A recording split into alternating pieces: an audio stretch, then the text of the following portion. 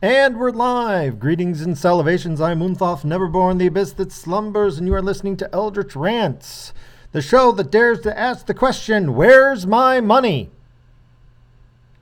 Introducing our panel of experts. Most of them couldn't make it tonight, but we still have Farty, and we're going to ask him the question and say, where's my money? Where's my money, Farty? Where's my money? I want my money. I want my money. I want my money. Where's my money? Where's my money? By the way, where's my money? I want my money. I want my money. I want my money. Give me my money. I want my money. I want my money. I want my money. I'll tell you where it is. Okay. Buggered if I know. Buggered if I know. All right. That's our panel of experts today. Any rate, yeah, we're going to be doing a little lower key here. We're going to stick only to politic topics tonight because we have a lot of people who are busy tonight, and I was busy as well, as you noticed by the fact we started 2 hours late tonight. By the way, you know, I hate to be that guy, but I got to say this from my own personal experience before we get into the topics here. Female bosses have like no concept of time or danger. No shit. Because I specifically dealt with the danger with this one particularly dangerous client, and I did what I thought was safe because I was always told safety is before any individual plan for the client. If you think there is danger, you take care of the danger first, then you worry about the plan. Well, I get dragged into the office and yelled at because you didn't follow the plan. Of course I didn't follow the plan. I thought he was going to run out into traffic. I thought he was in danger, and I was not going to let him do that. Well, you need to follow the plan no matter what. He was in danger. No, he wasn't. Yes, in my opinion, he was. Well, he wasn't actually in danger. So from now on, you follow the plan no matter what. Even if safety is an issue, don't you worry about it. Everybody else will take care of him. You just do what you're told. If there's a problem, you just get up without saying anything and leave the building. That's the plan. That's what you need to do. Okay. Well, needless to say here, when the plan was actually put into action, I got up, I said nothing, I turned to leave the building. The other co-workers couldn't handle him. He burst right past them, went up behind me, punched me 3 times in the back. And then I'll skip the rest of the details, but at this point I followed the plan. I said nothing and did not interact with him at all and left. And now I'm seriously contemplating a lawsuit because my back is killing me. You know, I've told them every step of the way up until this particular point. I told them over and over again, this is dangerous. What you are doing is unsafe. You know, I actually do have a degree in psychology. I would have a master's if I could have afforded it. I've completed the coursework. I just can't pay for it. Okay? I got an IQ of well over 160. All right? Probably these days I'm closer to 140. I've gotten stupid over the years. But still, I'm not an idiot. So, my God, yeah. You just sit there and you tell them and you tell them and you tell them and they don't listen. Then you go, are you sure you want to do this? Are you sure? And then when the worst happened, it's like, oh, well, I don't think we're going to try this again. No shit. By the way, you're hearing from my lawyer. Yeah. So, unfortunately, sometimes, you know, you've got to sort of break a few eggs to get a few things changed. And I find that when you get people like that who, no, we're going to follow the word to the letter and all this kind of stuff and no ifs, buts or maybes, you just sort of, yep, all right, fine. You've been told, no worries. And when it finally does happen, you say, well, I tried telling you. Yeah, even before I walked in, I said, you know, maybe we shouldn't do this. Like on the very day this all happened, I called into office ahead of time and said, you know what, maybe you should go ask him. Maybe you should go talk to the client first before I enter. No, that's not in the plan. Okay. So now I'm out on workers' comp. Because it's kind of hard to stand up. Well, I've got plenty of insurance, so I'm not worried about that. But Jesus Christ, man. What was the exact objective of this plan? Because it sounds like a really shit plan. You want to know the truth? What I really think it is? I think the objective of the plan was to get me to quit. And the reason why I say that is because they screwed up 2 years ago. Okay, I signed up for a very nice shift, a very nice time shift that I've kept. It's part-time, but that's why I'm working 2 jobs. I've kept the shift because I like the benefits. I like the time slot. It works for me and my wife's doctor's appointments. Unfortunately, due to their poor planning, they moved me out of the shift, but then the shift was eliminated, and so they couldn't put me back into it.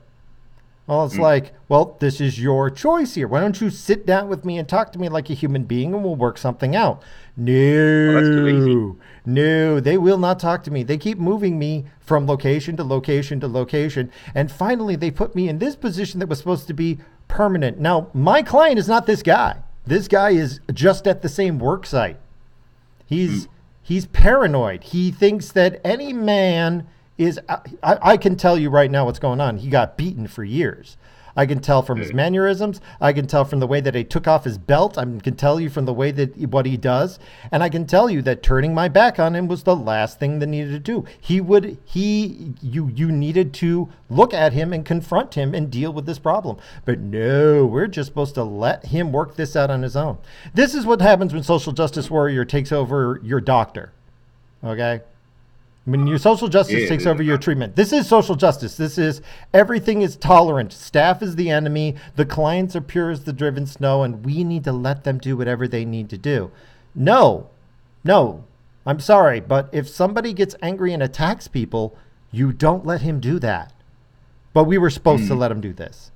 Is this a shit plan? Oh, hell yeah. I explained it to the psychologist that it was a shit plan. I warned them every step of the way. Nobody listened to me. This is the result. So you know what? At this point, normally I'm not that guy.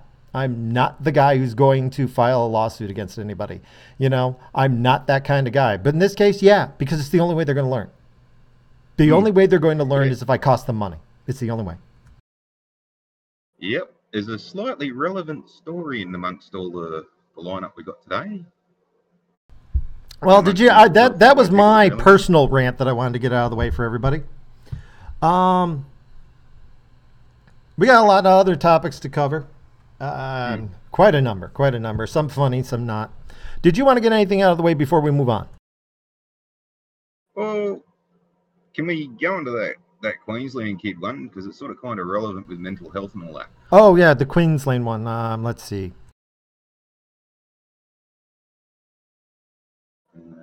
Which was that? The Sydney one? The Brisbane. No, that's Sydney Driver.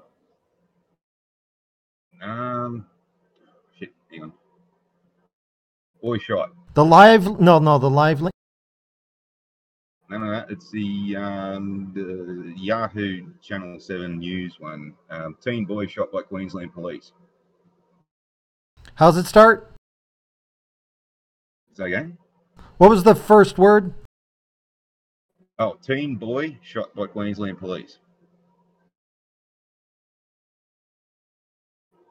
I'm not sure if I called it up. Hold on a sec.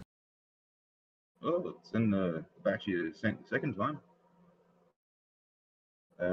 Between the Honda and the Russian election plot. Okay, passenger, Russian election plot, skier, Sydney driver using phone. Wow, did I accidentally delete it? That's from your end. Right. Man assaulted. Man is allegedly assaulted officers? Was that the one? No. That was the other random breath test one. So we had two incidents at random breath tests, and then there was this kid who was psychologically unstable. There was an altercation with the kid, his father, and a couple other family members. It was reported to the police that he had a knife. However, the family are now saying that the kid didn't have the knife on him at the time, and the cops just basically ran in and shot him. And I remember reading it. I can't. Where did I put it? Yeah. I only sort of brought this up with relevance to sort of the way mental health is dealt with and the way that's been described to me, how the cops reacted up in Queensland. Yeah, I've seen them do it twice to me, just without the actual shooting part. It was under boy shot, not teen boy shot. Sorry. Yeah, the boy has been charged with intending to cause grievous harm after he allegedly tried to strike his 40-year-old father with a knife. Yeah, I mean, I read through part of this and looked at it briefly elsewhere, but Basically, father and son having an altercation, the boy having issues, and I gotta admit, from just the reading of it, although it's rather sketchy, so I've got all sorts of questions, but supposedly he threatened the officers with a knife. According to the parents? Yeah. According to the parents, he didn't even have the knife on him. Yeah, I mean, there's parts that I'm wondering here. Yeah. Where I'm sitting there going, I want to see the cop cam. I want to see the camera on the police officer. Or did they not use that in that area? I don't believe so, but there is footage of outside the premises when just after the shooting had taken place, and the female officer running back to the car for the first aid kit. She was panicking like fuck. I find it quite telling that the father is along the lines of, look, I don't care what you do to me as long as my son's alive. Like you can give me any sort of condition you want on my release. I don't care as long as my son isn't dead. Now here's another strange little thing that's come out about this. This is the first time I've ever seen this happen, right? And that is like the parents that came out and they said the kid was unarmed. The police and the police unions have come out and basically said flat out, it's bullshit. Don't fucking believe a word they're saying. It's bullshit. It's bullshit. It's bullshit. They've also charged the father with assault as well. This seems to me like they're trying to shut up a fuck up. Yeah, this is one of well, see, here's the thing. I'm of two minds of body cams myself. One, I think they're a great idea, but two, they tend to create more reckless cops because the cop goes, hey, as long as there's a witness, I will follow the rules exactly. And you twitched wrong. I know it's on the camera. I'm going to shoot you now. Now, if the kid actually had a knife and the cop said, drop the knife, and the kid didn't drop the knife, that's one thing. But actually, this leads into something I wanted to talk about earlier. You've heard about the shooting in Florida, right? Florida. Yeah. You know what? This all ties together, so I'm going to go straight into my rant about that. The problem with Florida isn't gun control. And the problem with Florida is not mental health. Although both of those are issues, it's not the problem. If you don't understand the problem, you can't fix it. Is it too many Florida men? No, that's not it. It's actually pretty simple. The number of actual deaths that were intentional by other human beings in the United States, including manslaughter and impulse and all that crap, was about 17,250. Okay, that's premeditated murder all the way up to the guy just kind of got, lost control of his temper and punched somebody and they died. Okay, he didn't intend to kill them, but he accidentally killed them in a fit of rage. Okay, what is it? Reckless endangerment, something like that. So it's only 17,250 people. Now, when you compare that to, like, say, car accidents killing people, it's not that big. Mm-hmm. So there, your problem is, relatively speaking, murders is not actually like the best way to save lives. But let's move on here. How many people were killed by assault rifles? Well, we don't know that because we don't keep track. We only keep track of rifles, which goes from 1880 flintlock loaded rifle all the way up to fully automatic rifle. And the total number of deaths are, rounding up, about 350. When you do the math, 2% of all deaths are from assault rifles. Yep. So you want to spend millions, perhaps even billions of dollars to save 350 people a year. Only 2% of all murders, which is, I believe, like a fourth or a third of the number of people who die in car accidents. The problem is, and I'm not trying to, somebody once said, how can you put a price on a child's life? I'm not. The price is already there. I didn't make up the price. I'm just explaining you that there's a price. Every life you save has a dollar cost to it. So the question is, what are you willing to do to save those 17 children? And if you tell me no amount of money it's worth any amount of money to save those 17 children, really? Do you truly mean that? Because if so, I'll tell you the single most cost-effective way to save those children's lives. It will reduce the deaths and get everything under control, and everybody on the left will hate it. Do you know what the answer is? A Glock. Nope. Hire more sheriffs. Statistically speaking, if you hire more FBI agents, it doesn't help the common person. If you hire more state police, safety goes up. If you hire more, municipality police departments, less crime occurs, less people die. But the most cost effective measure is to hire local sheriffs, which we really don't have in the United States anymore. They're dying out. Local communities cannot afford a sheriff's department. But when you have a sheriff's department, and you don't need a strong sheriff's department, they don't need to be like, hey, we're here to investigate every felon. No. Turn the felonies over to the municipalities or the state, okay? But when it comes to local shit, truancy, cat up a tree, minor disputes, domestic disputes, that sort of thing. The local sheriff, who the local people can fire by simply voting him out of office, along with all of his deputies, creates the most amount of trust, the most effective for your money saving of lives and preventing of crime. So if you want to save these children, what you want to do is get the federal government to cut a check to every local community for them each to hire 4 sheriffs. 1 top sheriff, 3 deputies, and pay for them to have their little department in the middle of every community, from Brooklyn all the way out to Podunk Nowheresville. If you do that, you increase the number of cops. You don't have to do anything else. Deaths will go down. Crime will go down. Problems will go down. Okay? The statistics show it. When you remove police officers from an area, as exemplified recently by Black Lives Matter chasing away the cops out of their neighborhoods, crime triples. Okay? You reduce police presence by 25% and crime triples. In Chicago, in New York City, in every place that Black Lives Matter has had a success in driving away the cops, there have been more crimes, more murders, more rapes, more theft, more everything. You want to prevent crime, hire more cops, and not police, not FBI, not state police, not PD police, sheriff. Local sheriff, give every community their own local sheriff that they can choose to vote in and out of office. He has no power to do any felony. If he finds a felony, he makes the arrest and then he calls the real police. Okay? But just sitting there able to go around and, deal with graffiti, deal with nuisance crime, deal with broken windows, that crap, it has been proven that nuisance crimes, once eliminated, it drastically improve a neighborhood. It's the broken window theory and it works. But do you think the left is going to spend money to create more cops, considering how much they hate the cops?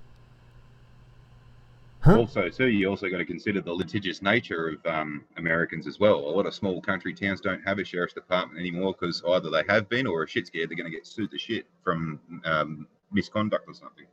Well, yeah, there's been a war on cops. In America, there's a war on cops. No ifs, ands, or buts. And when you read the reports of actual police ambushes, where police are responding to a call, there is no crime, and the person who made the call just freaking murders the cops, then that happens a lot. It's crazy how often that happens. Way too much. Yeah. There are more cops killed by ambush than killed by assault weapons. But no, I don't mean cops killed. Anybody killed by assault weapons. No, I know what your problem is now. I absolutely know what your problem is. You see, these fucking idiot French Canadians above your country there think that they're bloody French and they're starting to migrate down into your country and they think your country's fucking Paris now. So they're treating it the same way, ambushing cops and shit.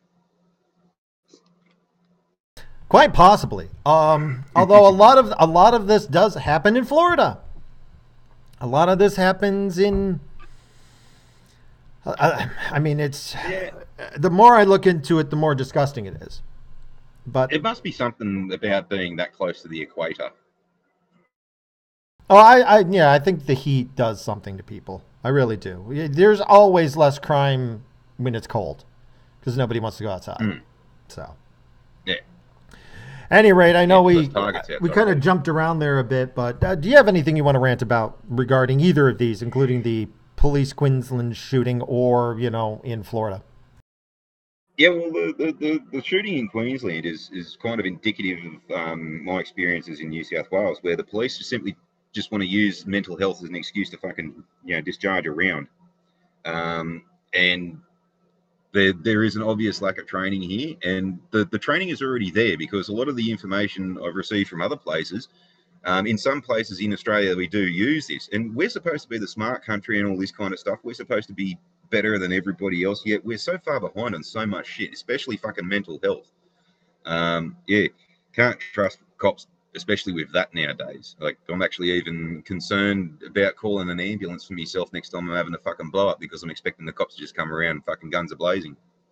But with your gun problem over there, it's absolutely never going to sort itself out, and because we can't make it work here. This fable about our gun, that gun buyback thing we had 15 something years ago, that didn't actually work, and this is the reason why. At the time, we had a shit ton of unregistered firearms that the police flat out never knew that anybody had. These were mainly owned by people like my father, who didn't hand them in, kept them up in the attic and all that. And we've had a new gun buyback recently where all these automatic weapons that we're not supposed to have anymore suddenly fucking came out of nowhere. And this was all because people like my father have passed away since the last gun buyback, and the families have been left with, oh shit, we've got 7 GPMGs and a fucking bunch of assault rifles up here. What the hell do we do with them? So you've still got those generations there that still have their firearms up in the attic and all that kind of stuff, and they've lived through this buyback. The firearms are all still out there. But what we have also noticed too is that the illegal firearms have also skyrocketed as well. See, before this gun buyback and all this crap about fucking Port Arthur, we hardly had any shootings whatsoever. It'd be like a month or two and you might have, some idiot out in the country shot himself in the foot by accident, right? Now, we've just had a bikie war erupt again with the former leader of the Comancheros fucking assassinated in Sydney just the other day with illegal firearms that all the criminals own, that we all don't anymore. That, the police say that I have no use for, but he does, sort of. So don't bother asking us about the gun problems and all this. Turnbull's already said that he's not even going to try and give advice to Trump. I'm actually thinking that's been worded incorrectly. What it should have actually said was, if Trump hears another word from Turnbull, he's going to tell Turnbull to shut the fuck up, because our Prime Minister's a joke. But we simply can't tell you what to do for the simple reason that we haven't actually made it work ourselves. But what did happen when all the guns started disappearing from the criminals at first? Knife crime went up fucking drastically. And you were right too, and this is an argument I've put to the cops before, right? A cop once expressed concern and distress that my house was decked out wall to wall in camouflage. Well, out of the 27 walls in my house, I had 3 of them with bits of camo material on there, sort of like a painting. Now, camouflage material, well, camouflage is an arrangement of colours that are designed to represent and blend in with natural terrain. Now, what's a landscape picture? Basically the same fucking thing. So has a landscape picture or camouflage material killed anybody lately? No. Wait a minute. The inside of your house is camouflage. So by definition, it would make it bastard because of it. It would be easier to see you against it. Yeah, pretty much. Like if you had a beige wall, it would be harder to see a human against it than if it was a camouflage, because you would stand out. Camouflaging the wall is to hide the wall, not the person standing in front. What the hell? That's well, their point is that material with colours arranged in a specific fashion to blend in with the natural environment is concerning and distressing to them. Yet you brought it up earlier about the cars and all this kind of stuff. Cars, trucks, planes, trains, and fucking boats and shit kill more people than every friggin' gun put on this planet put together in a decade. And they only do that in a year. Yet no one's got any fucking dramas of little Johnny with his fucking NASCAR picture or his V8 supercar picture or a fucking picture of a fighter plane or a bloody 747 or something. 747, that fucking thing, that can kill fucking 400 something people in one foul fucking swoop. Yet everybody's no problems with fucking little Johnny got a picture of one of those up in his wall. Well, the problem is that it's emotional. Oh, this is tragic, this is horrible, this is terrible. Everybody empathizes, but why do... I'm sorry. I truly am. But if you want to save lives, you want to do it the most economic fashion possible. Okay. All this gun control thing, it's just going to be billions of dollars wasted. It's going to do next to nothing. You really want to help things, take that money, spend it, hire some sheriffs. Hire 4 sheriffs per small little community.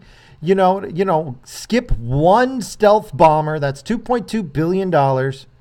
Instead, shell out to give money to local communities to say, elect your own sheriff and have him like patrol. He can get 2 or 3 deputies, and they'll just be there to handle all the nuisance crime, to free things up for the real police to take care of things. And you want to know something? This kid who did this shooting, I'm willing to bet that if you had a sheriff in that town who actually knew everybody and gave a shit, it never would have gotten this far. Because everybody goes, where were the authorities? Well, the authorities were, in Washington. You need a boots on the ground in the community who lives in the community and knows the community. Yes, there's going to be corruption. Yes, it's going to go south. Yes, you're going to get some idiot in there who's going to say something that's, oh no, that's sexist. Guess what? The alternative is the dead kids. All right? Mm-hmm. But, oh no, we can fix it without going that route. No, you can't. Not without being so expensive that it's never going to happen. And that's why it never happens, because it's too expensive. It's just too expensive. To save 350 lives, it's too much money. Yeah, they can go ahead and do it. There's absolutely nothing stopping them. Whether it'll work or not is another completely different story. But yeah, those are the kinds of people that you just let go with their silly fucking plans, and then when they've been shown to be outlandishly incompetent, you just go, right, now step aside, shut the fuck up. Well, anything else on this topic? Eh. Oh, I'm sorry. I completely disappeared into the background. Hey, Jacob, welcome on. I'm sorry that, I didn't notice you talking there. And hey, let's catch up here a little bit here.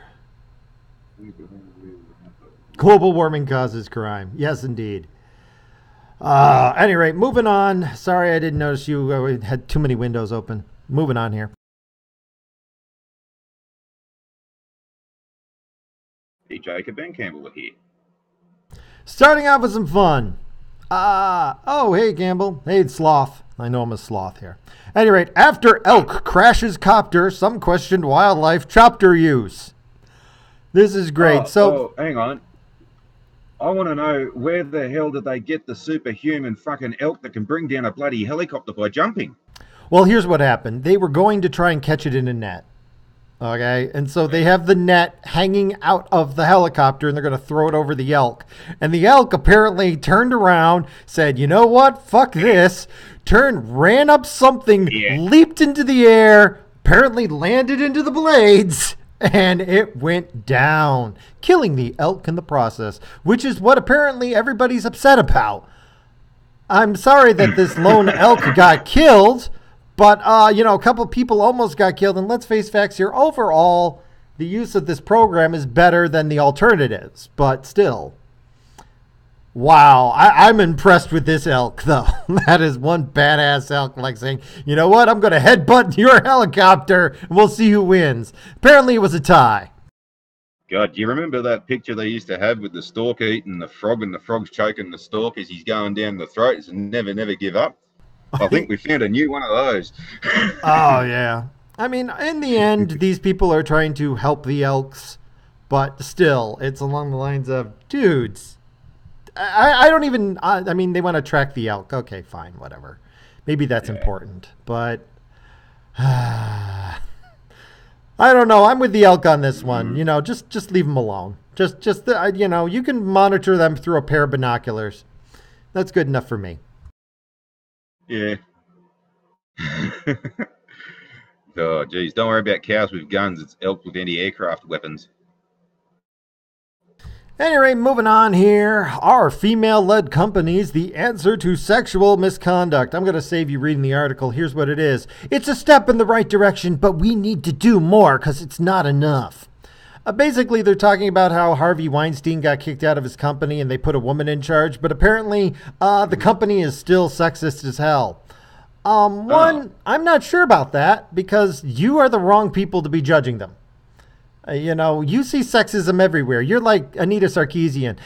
Everything is sexist. Everything is racist. You need to point it out all the time. No, No, everything isn't sexist. Everything isn't racist. And if you see sexism and racism everywhere, I think that says more about you than about what you're observing.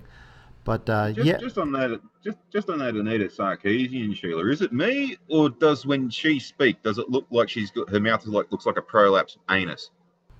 no, it's more along the lines that I don't think her mouth and her words kind of sync up, even in person. Like I sometimes wonder if she's a computer projection of like somebody's nightmare. But yeah, Faulty she does have programming. weird ass looking lips, and that lipstick she uses is not flattering. It is not flattering at all. Yeah, Uh, I keep seeing a video of her, and I'm like, hang on, am I watching that weird Pornhub video again? No, no, that's Anita Sarkeesian, right? That's not a prolapse bum.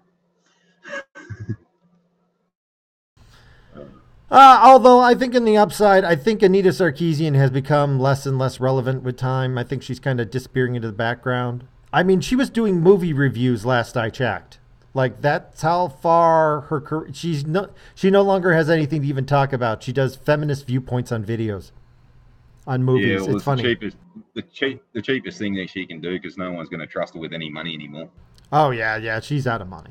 Nobody's giving her anything anymore. She's been there, done that. So but yeah, for this Harvey Weinstein thing, basically it's, hey, putting a woman in charge is great, but you need to do it. No, actually, to be honest, when you look at the numbers, women sexually harass men just as much. And if you think that that isn't because that is the number of charges against men against women is going up. And if you think it's not going to keep going up, you're mad. The more you put women in charge just to put them in charge, not because they actually have the skill or ability, but just because they have a vagina, you're going to put incompetent people with poor judgment skills in charge of companies. The company is going to suffer. And you know what? They're going to get stressed, and stressed people do stupid things. That's a lot of how a lot of sexual harassment happens. You got somebody whose life is it's really stressful. He's screwing up a lot, and he thinks I need to relax, and so he thinks he's entitled to shit. Well, I haven't met a woman CEO who doesn't believe she's entitled to shit. When you believe you're entitled to shit, that's when sexual harassment happens. Do I think there's all women are bad and shouldn't be? No, I think that it should be based on merit. Whoever's the best person for the job, regardless of gender, race, color, or creed, because I'm a meritocracy person and I don't care who is in charge as long as they're the best one qualified.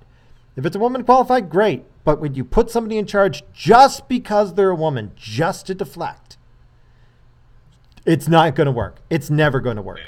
It's going to doom you. Unless, of course, you just happen to pick somebody who actually is competent at the same time. I mean, it's bound to happen.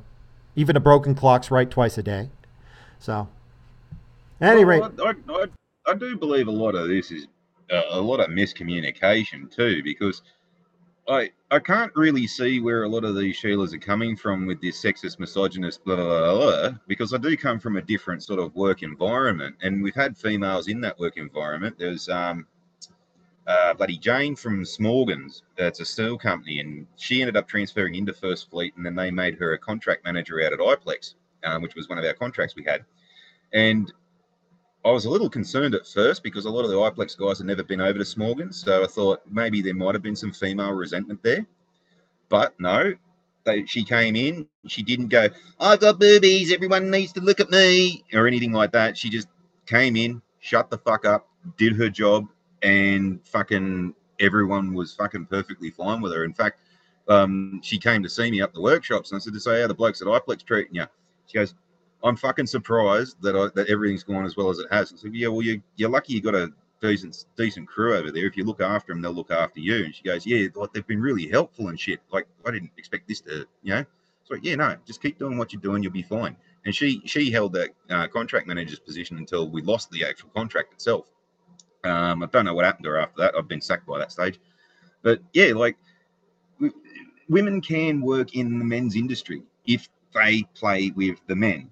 What we do find here is in a lot of occasions, you have women getting into a male-oriented industry and expecting the men to start fucking sticking their pinkies up when they drink their tea and shit like that. But no, that doesn't happen like that. It's kind of, you're coming into our world, you got to get used to us, not the other way around. Like, yeah. By the way, for the record, it's something you brought it to mind. I do want to say this. At my other job, the one where I got assaulted at, I'm going to say this unequivocally. The smartest, most capable managers that I've dealt with over there have all been black women. It's just the way it worked out. If you were to tell me who were the top three, the top five, four of them would be black women, and then there was one woman who was competent. Okay? All right, but when you get down below five, there's not a lot I put on the list at all. But of the ones who were the most competent and with it were the black women. So if you're saying, "Oh, Bobby, you're sexist," no, it's not. I only care about results. I really only care about the results. And I'm two of them are retiring, and so that's a huge loss. That is a huge loss. Like I wish they would stay, but they're like everything's changed and. They're Trump supporters. All four of those black women are Trump supporters. But I get along with the elderly females more than most other females in general because, I do come from a Victorian background, Victorian type upbringing, and they're from that kind of an era. So, I get along with them because, I can speak their English. And they understand me. And when I say things that might sound a bit nefarious and shit, they know what it is. And you get these young dumb cunts nowadays that don't know what the word fart means. Like they don't even know what Anzac means nowadays. And that shit should have been drummed into you from birth. But I get along with the older Sheilas because they're not so fucking stuck up and fucking trying to prove their point and all this shit. Well, I mean, in the end, I think the summary is... pick people based on their ability, not on their, race, color, or creed, because that's sexist. That's what I prefer to do. But in the end, this is going to have to be a learning curve, so they'll have to live and learn. Anyway, moving on.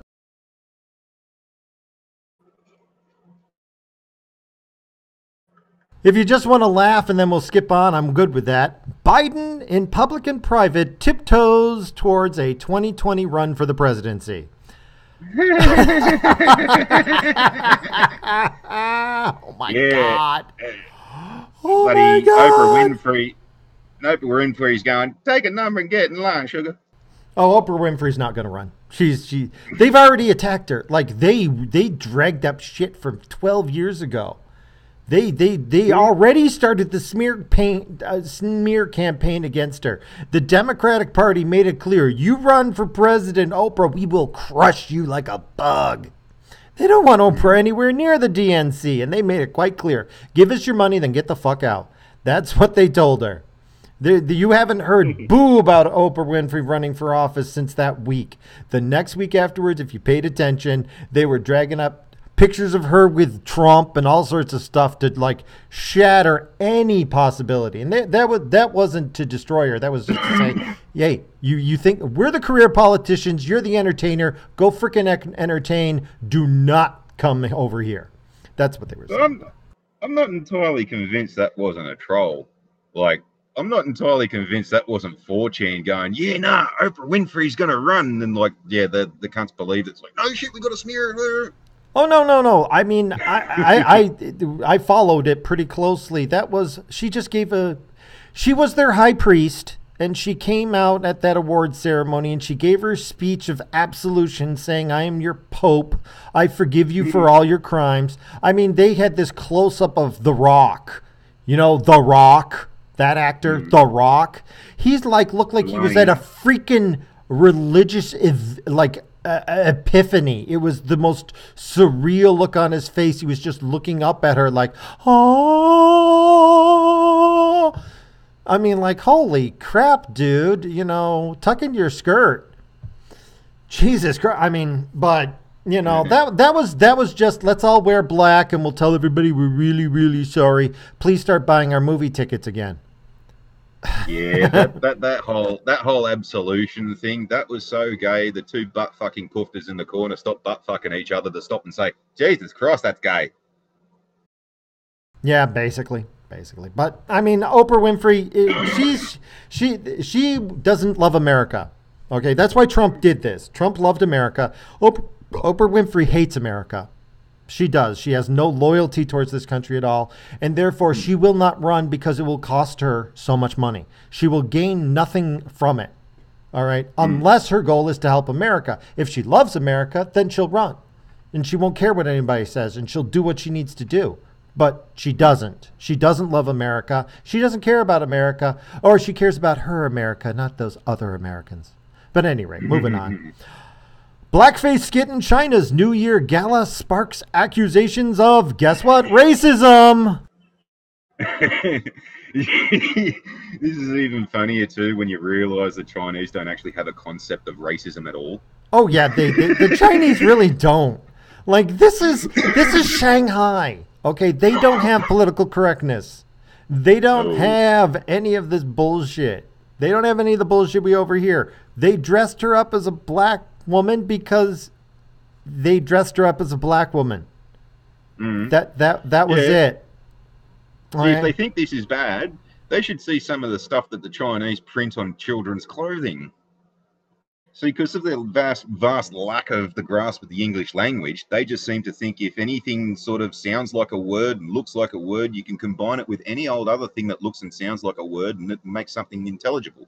And you come out with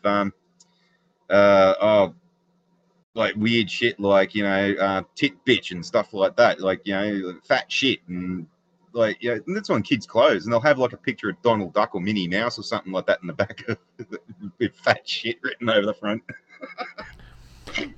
Here's how unimportant this is. Let me give you this quote. On its Weibo microblog, online information platform Tupopia said, who the fuck is Tupopia? I got no clue.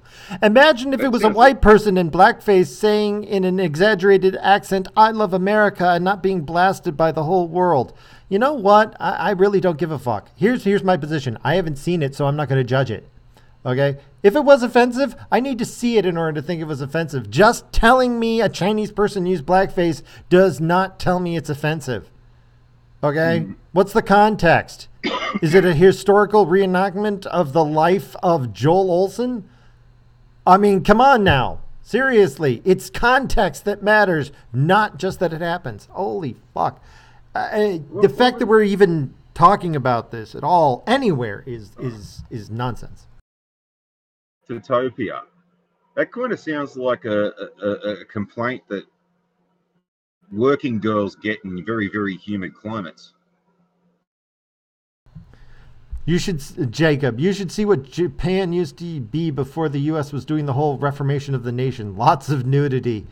Yeah, that's true. I believe when they had their kabuki theater and all that, they were, there was a lot of different norms there. And in some ways, I'm not sure if it's a good thing or a bad thing. It's Chinese culture. They want to do it the way they want to do it. I don't have a problem with it. If they're complaining about this bullshit, why aren't they ranting about, what is it, the Philippines or somewhere where they actually really like Hitler? They don't actually understand anything about Hitler. They just like the whole SS jackboot thing because in their country, in our country here in America, if you're wearing black and you're all dark and gloomy, you're a goth and you're depressed and you're all this other crap. It's the exact photographic opposite over there. If you're wearing bright, cheerful, shiny stuff, as we showed last week with the whole shiny Japanese fucking people, Oompa Loompas. Yeah, those Oompa Loompas, those were the goths. Those were the goths. Here, so over there, order. The black themes, the swastika, by the way, was stolen from that culture. It actually is a good luck symbol. So, they say, wow, it's a good luck symbol. And they dressed really nice and sharp and nice. And they've got, and they all walk in unison. They're all part of the team. That's some good things there. So they like Hitler. Not knowing the context of any of that shit. For them, why aren't you blowing up on these people? Literally, they have Hitler selling ice cream over there. We're worried about some actress wearing blackface in freaking China, but you don't give a crap. You know why? Because I don't know. I'm sure on some level, somebody somewhere is making money off of this. I'm wondering if one of them's had the brain fart where they figured, hang on a minute, we're going to give him shit about cultural appropriation when it's actually part of their culture. I didn't know enough about the show, haven't seen it, can't really comment whether or not it's racist or not, but to make the accusation without seeing it, which is pretty much what I'm sure has happened here, it's seriously. Okay. And by the way, as far as Backface go, that is amazing. That is amazing. I would actually think that was a black woman. Yeah, does anybody remember a TV show in the late 70s, early 80s called The Goodies? No, I don't remember that. Well, for a show called The Goodies, they were racist as fuck. There was even an episode where they were hired to improve the tourism rates in South Africa, and basically every scene had this gag in it. It's like, well, why do you want to get people to go to South Africa? Why don't we want to get people to go to South Africa? The place is full of nignogs. And that, like, no shit. We used to watch that as kids. And that was perfectly fine. Well, I mean, I understand there needs to be some degree of sensitivity, but, zero tolerance isn't the way to go. Zero tolerance. If something annoys you, say it annoys you and then move on. Okay? I mean, seriously, there's no need to, this is just over the top. Anyway, moving on. But seriously, if you ever want to hear a Chinese person tell you to get fucked, just simply go and complain about this play to a Chinese person. That's exactly the response you'll get. By the way, this next one I want to talk about because I heard it from Stexon, and oh my God, I double checked what he was talking about, and I think he's dead on. BuzzFeed suing the DNC over info tied to Trump dossier. BuzzFeed is getting sued by some Russians who are calling them, that's defamation of character. You have no proof of your accusations against us. I'm going to sue the ever-living crap out of you. And BuzzFeed goes, well, wait a minute. No, our information was from the DNC. We have proof. Hey, DNC, give us the proof. And DNC said, no, go fuck yourself. So BuzzFeed is now suing the DNC. They've got a judge to tell the DNC, look, it's not going to go public. It's not, secret information because the FBI didn't look at it. You wouldn't let them look at it. This is only proprietary information. Don't worry. Your proprietary information will not go beyond my eyes as the judge. So bring me. Have a say, and we say but I need to see this proof that the Russians hacked your servers.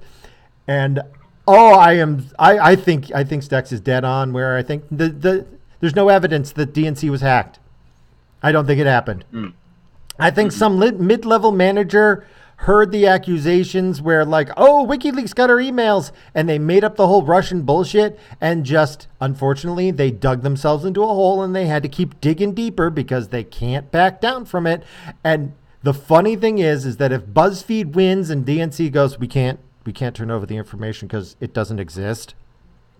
All right. Yeah, he's oh my God, that's going to be hysterical.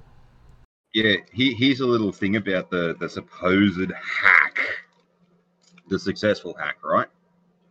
You also got to remember, as we speak, China is bombarding all of the America's intelligence services probably about 15,000 million times a nanosecond with a challenge to their firewalls. They're almost being hacked on a femtosecondly basis, right? And the one that fucking works was this one, the least important one. Yeah, no. Yeah. If they had their hooks in one of America's fucking systems, they would have been able to fucking spread through the entirety of the system, and it would have been a big thing. Well, there's more to talk on this later, but it's a different. We'll bring it up when it comes up there. But let's get to some more fun stuff. Yep. Naked man covered in cooking oil attacked family. Apollo, PA. A Pennsylvania man is facing charges after police say the 19-year-old attacked his family while tripping on LSD and then resisting arrest while naked and covered in cooking oil. The only thing he was wearing was a single sock. They don't say where the sock was, but I've got a good imagination. Well, they were going to try and charge this bloke with terrorism, and I'm thinking I know how they did that. They're just like, man acting weird. He's covered in oil. Those Arabs have oil, and he's terrorizing things. He must be one of them terrorists. Does LSD even exist anymore? Does anybody even make it? Like, I can't believe. Was it? I mean, maybe he was just like huffing paint or something. I don't know, but No. LSD is still prevalent, and I'm pretty sure. What's the bet? This guy listens to techno music because it's still big in the rave scene. He chased his whole family into the bathroom. The dog started biting him, and I want to just go through. What's going through this guy's head? The cops are coming. Everybody's like, I know what I'm going to do. I'm going to strip myself naked and cover myself with oil. They can't grab you if you're covered with oil. That's the only thing that's going through my head. It's like, oh wait, I'm completely naked now. No. I can't be completely naked. That's illegal. I'm going to put a sock over my wing wang. No, I know what he did. He was watching Family Guy, the greased up deaf guy. He can't catch me. Hey, look, he said he can't catch me. Something like that. Squip. Dude, when the cops tasered him, man. It's like, you can't catch me, and then bzzz, bud. Can't catch you, huh? I mean, it's just like, holy. Not even once. Okay, kids. LSD, not even once. You can't get. I could just see him dancing around. You can't catch me, and the guy's going, okay, okay, now you gotta. I'm not touching the guy. Well, somebody's got to turn him over. I'm not touching him. He's covered in oil. The only thing he's wearing is a sock over his dick. I am not touching him, okay? Just keep tasering him until he calms the fuck down. It could be very, very much worse. There is a term called the peanut butter man for a reason. I don't think I need to know. I don't think I need to know. It's a bit like this, but slightly different. Moving on. Could the Dems really think that their 2018 secret weapon is Hillary Clinton? What, huh? Actually, this article, when you go through it, is actually pretty much making a case for Hillary Clinton needs to shut up and go away. I mean, I don't know if that's what they intended to give us the message, but that is the message that basically, if you want the GOP to win in 2018, don't let Hillary anywhere near a microphone. Seriously. And that's the best advice. I don't think it's going to be followed, but still. God. It's, if you want, I personally, I hope Hillary keeps shouting her mouth off. I hope she keeps going around like the senile old bat she is, because every time she opens her mouth, everybody goes, my God. It's like when you break up with a girl and then you wake up the next morning and your car's on fire and she writes on the car, I still love you as it burns. And you go, wow, dodged a bullet, didn't I? Like, it was going to be 10 times worse if I stayed with her. That's Hillary Clinton. Jeez, where do you find Sheilas that love you that much? Most of the Sheilas fucking don't like me.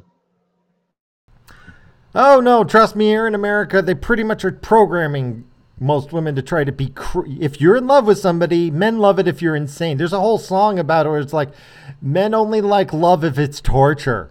I mean, if you listen to a lot of these love songs and actually read the lyrics, not the parts they mumble, but you go read it, it's pretty sinister shit. By the way, side note, people don't realize this. The average octave of a female top 20 song has remained the same for decades, but the average octave of male singers in the top 20, actually making money according to Billboard charts, has been steadily climbing to the point where it's almost approaching the same octave as women. And if you're dealing with Disney, it is the same. On average, their octave is the exact same as a woman. So you go figure that out when next time somebody sells this is a male-centric world. Anyway, moving on. At least the Bee Gees had an excuse. Their friggin' trousers were too tight.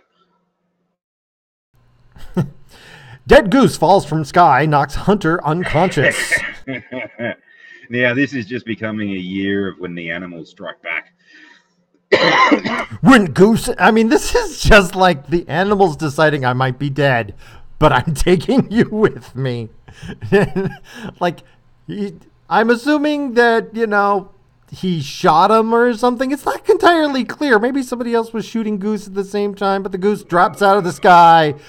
And yeah, pretty much. Yeah. Oh, wait, no. When hunting with three other people, when one of the other ones shot at a flock of geese, The goose Yeah. fell out of the sky and conked him on the head, knocking him unconscious. Yeah. Ah, awesome. Just awesome. Well, well, that's one thing that people don't understand about anti-aircraft warfare is they've got to come down somewhere. Oh, yeah, that's true. They did spend a long time cleaning up the British Isles after the Blitz. Mm. At any They're rate, still doing it today, actually. more news about the politics over here. Democratic National Committee fundraising hits wall as the GOP sits flush ahead of midterm elections. Basically, the DNC, I think they got a couple $100,000 and like millions of dollars in debt. Since the whole Clinton win under thing, the Clinton Foundation has not been funding the DNC. They're broke. They are effectively broke. And the GOP has tons of money. Now, I just want people to do the math here. Hillary Clinton outspent Trump almost 20-1. $20 for every dollar he spent. He still kicked their ass. Yep. Okay? He ran the most cost-effective campaign in decades, and he still won. All right? Yeah. The DNC is out of money. The GOP has got tons of money. Donald Trump himself could just write a check to anybody running in the midterms and just say, here's $10 million from the president to your local campaign as a contribution. Have fun. They're dead. I mean, I love how they keep saying the Democrats are going to win back the House in 2018 because historically that's what happens. Yeah, that's historically what happens when you have enough money, when your popularity isn't as low as, I don't know, cable news. 13% is a bad number to have. I don't care how unpopular Trump is. You guys are worse. All right. And you guys have just keep doubled down. Every time I hear something from the DNC, it's more identity politics, racist, sexist bullshit. They're the sexist, racist bigots. They are. They truly are. And they think they're going to win when they're functionally broke. Wow. It's amazing. Any thoughts? Yeah, sounds exactly like the Labor Party out in Australia. They're the kinds of people that are standing in front of a factory fire that's issuing flames 500 feet into the sky and still swear blind to the camera. There's nothing happening. There's no fire. Yeah. Oh, yeah, I love that. There's nothing to see here. Move along. The building behind him is exploding. Move along. Move along. There is a connection to the Labor Party in Australia as well because fucking Hillary idolised Julia Gillard and she was a Laborite and she was a clusterfuck. She was one of the three prime ministers that we've had sacked since Gough Whitlam in the 1970s. Since Hillary idolised Julia Gillard, that's the point where I instantly thought that fucking Hillary was the devil's fucking whore bitch. Here's the part that really kills me. If you watch the news here in America, the Democrats have got it shoe in. It's a sold. They've already won. Remember how well that went in the last election, where they told everybody Hillary was a shoe in and everybody stayed home. Do you really want to tell your constituents that it's in the bag? Because they already don't like you. Telling them they don't even need to bother going to the polls is a really bad plan. But I can't wait for the midterms. I really can't. It is going to be the high point of this year. I cannot wait. I've already invested in salt futures because there will be so many tears, so many salty tears. I wonder if this bumper sticker is making the rounds again in America. Back just after September 11 and we'd gone into Iraq, a sticker was circulating with a picture of George W., given the finger, and then next to it had a caption saying, "I bet you'll vote next time, won't you, hippie?" That's their theory, I think, of the DNC. That, I think, is their theory that, hey, Trump got elected. You're going to go vote next time. No. Outrage does not equal showing up at the polls. Sorry, it doesn't. And historically speaking, Republicans do better in the midterms than they do in the general election. Because older people vote and younger people don't. And Republicans like older people. So, which are, by older, I mean over 30. Yeah. Yeah. Oh, I wonder how many diehard bloody fans Hillary's lost since. she's lost the election, like with all the stuff that's coming out. Oh, the Clinton Foundation's hemorrhaging money. It's just hemorrhaging. Yeah, if it went to a vote though, I wonder how much she'll get fucking poleaxed in the polls though. Hey, right. Moving on. Disney says Black Panther is raking it in. I'm not going to talk about this much because I haven't seen the movie and I have no intention of seeing the movie. The reason why I have no intention of seeing the movie is that because it got a perfect score on Rotten Tomatoes until one guy in Ireland gave it a negative score, bringing it down to a 98. And everybody cried, racist, this is what Trump has done. Trump has convinced somebody in Ireland to downvote a movie about Black Panther. Now, to be honest, what you want to say something? Go ahead. Yeah. Well, this one, like, because it's blown up on YouTube, and it's all about the whole, blackwashing and all this kind of stuff, and they're trying to make it out that it's empowering black movie and all this kind of stuff, and a lot of people are saying don't see it because it's an SJW Black Power movie and all this like.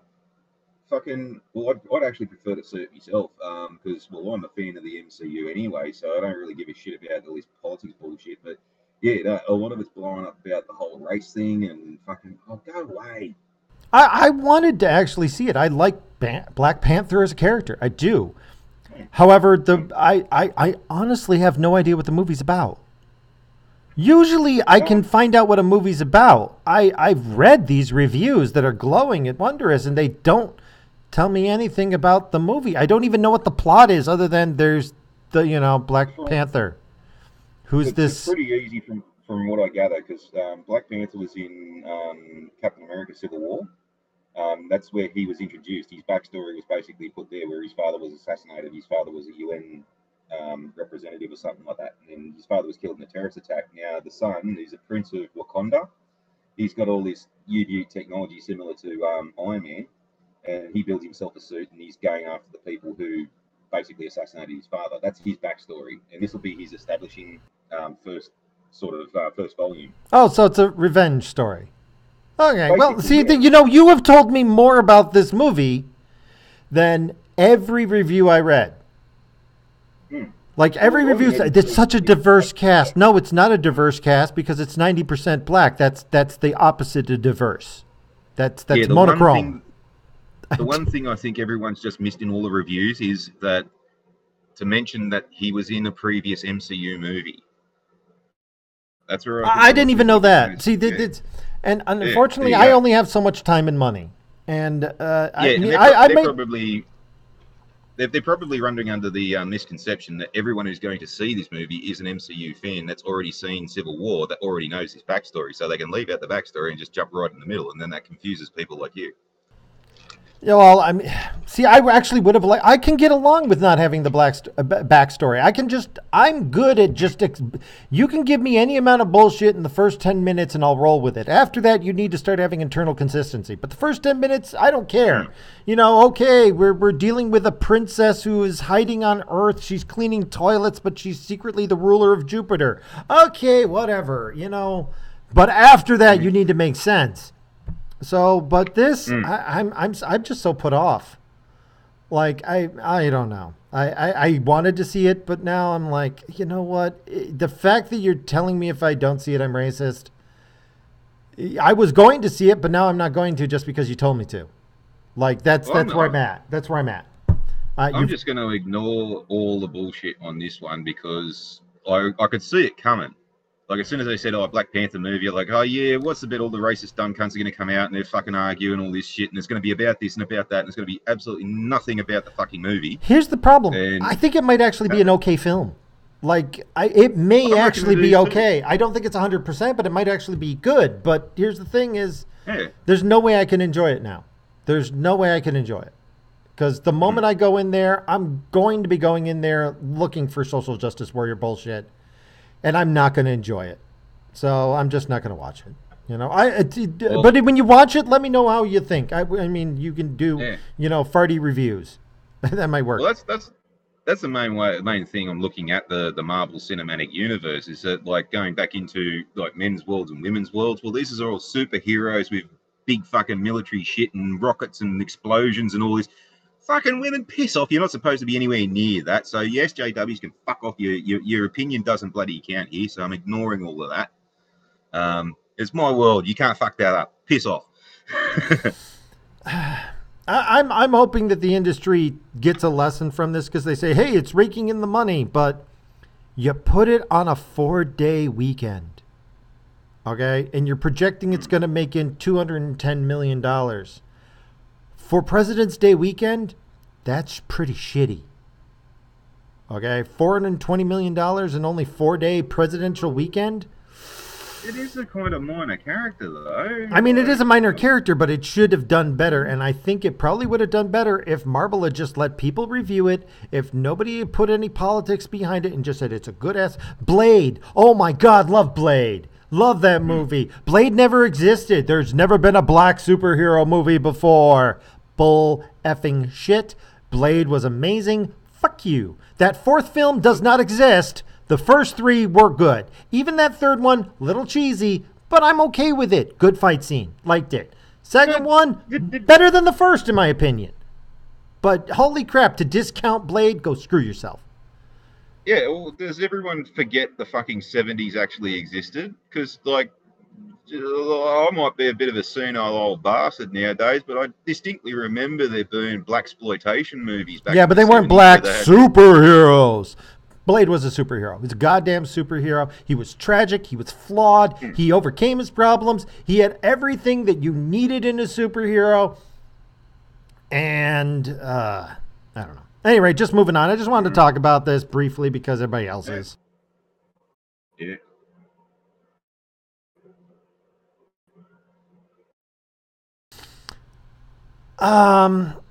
This is an odd one. Far right giving money to Gerald Stanley. Man found not guilty of killing Colton Boucher. Now, you guys might not be too familiar about this, but in Saskatchewan, there was a guy. He was on his farm. He walked out of his house after some strangers pulled into his yard, and they got out, and he had his gun because there was nobody else around for miles. Thought things were kind of shady. Unfortunately, his gun was preloaded. He hadn't cleaned it.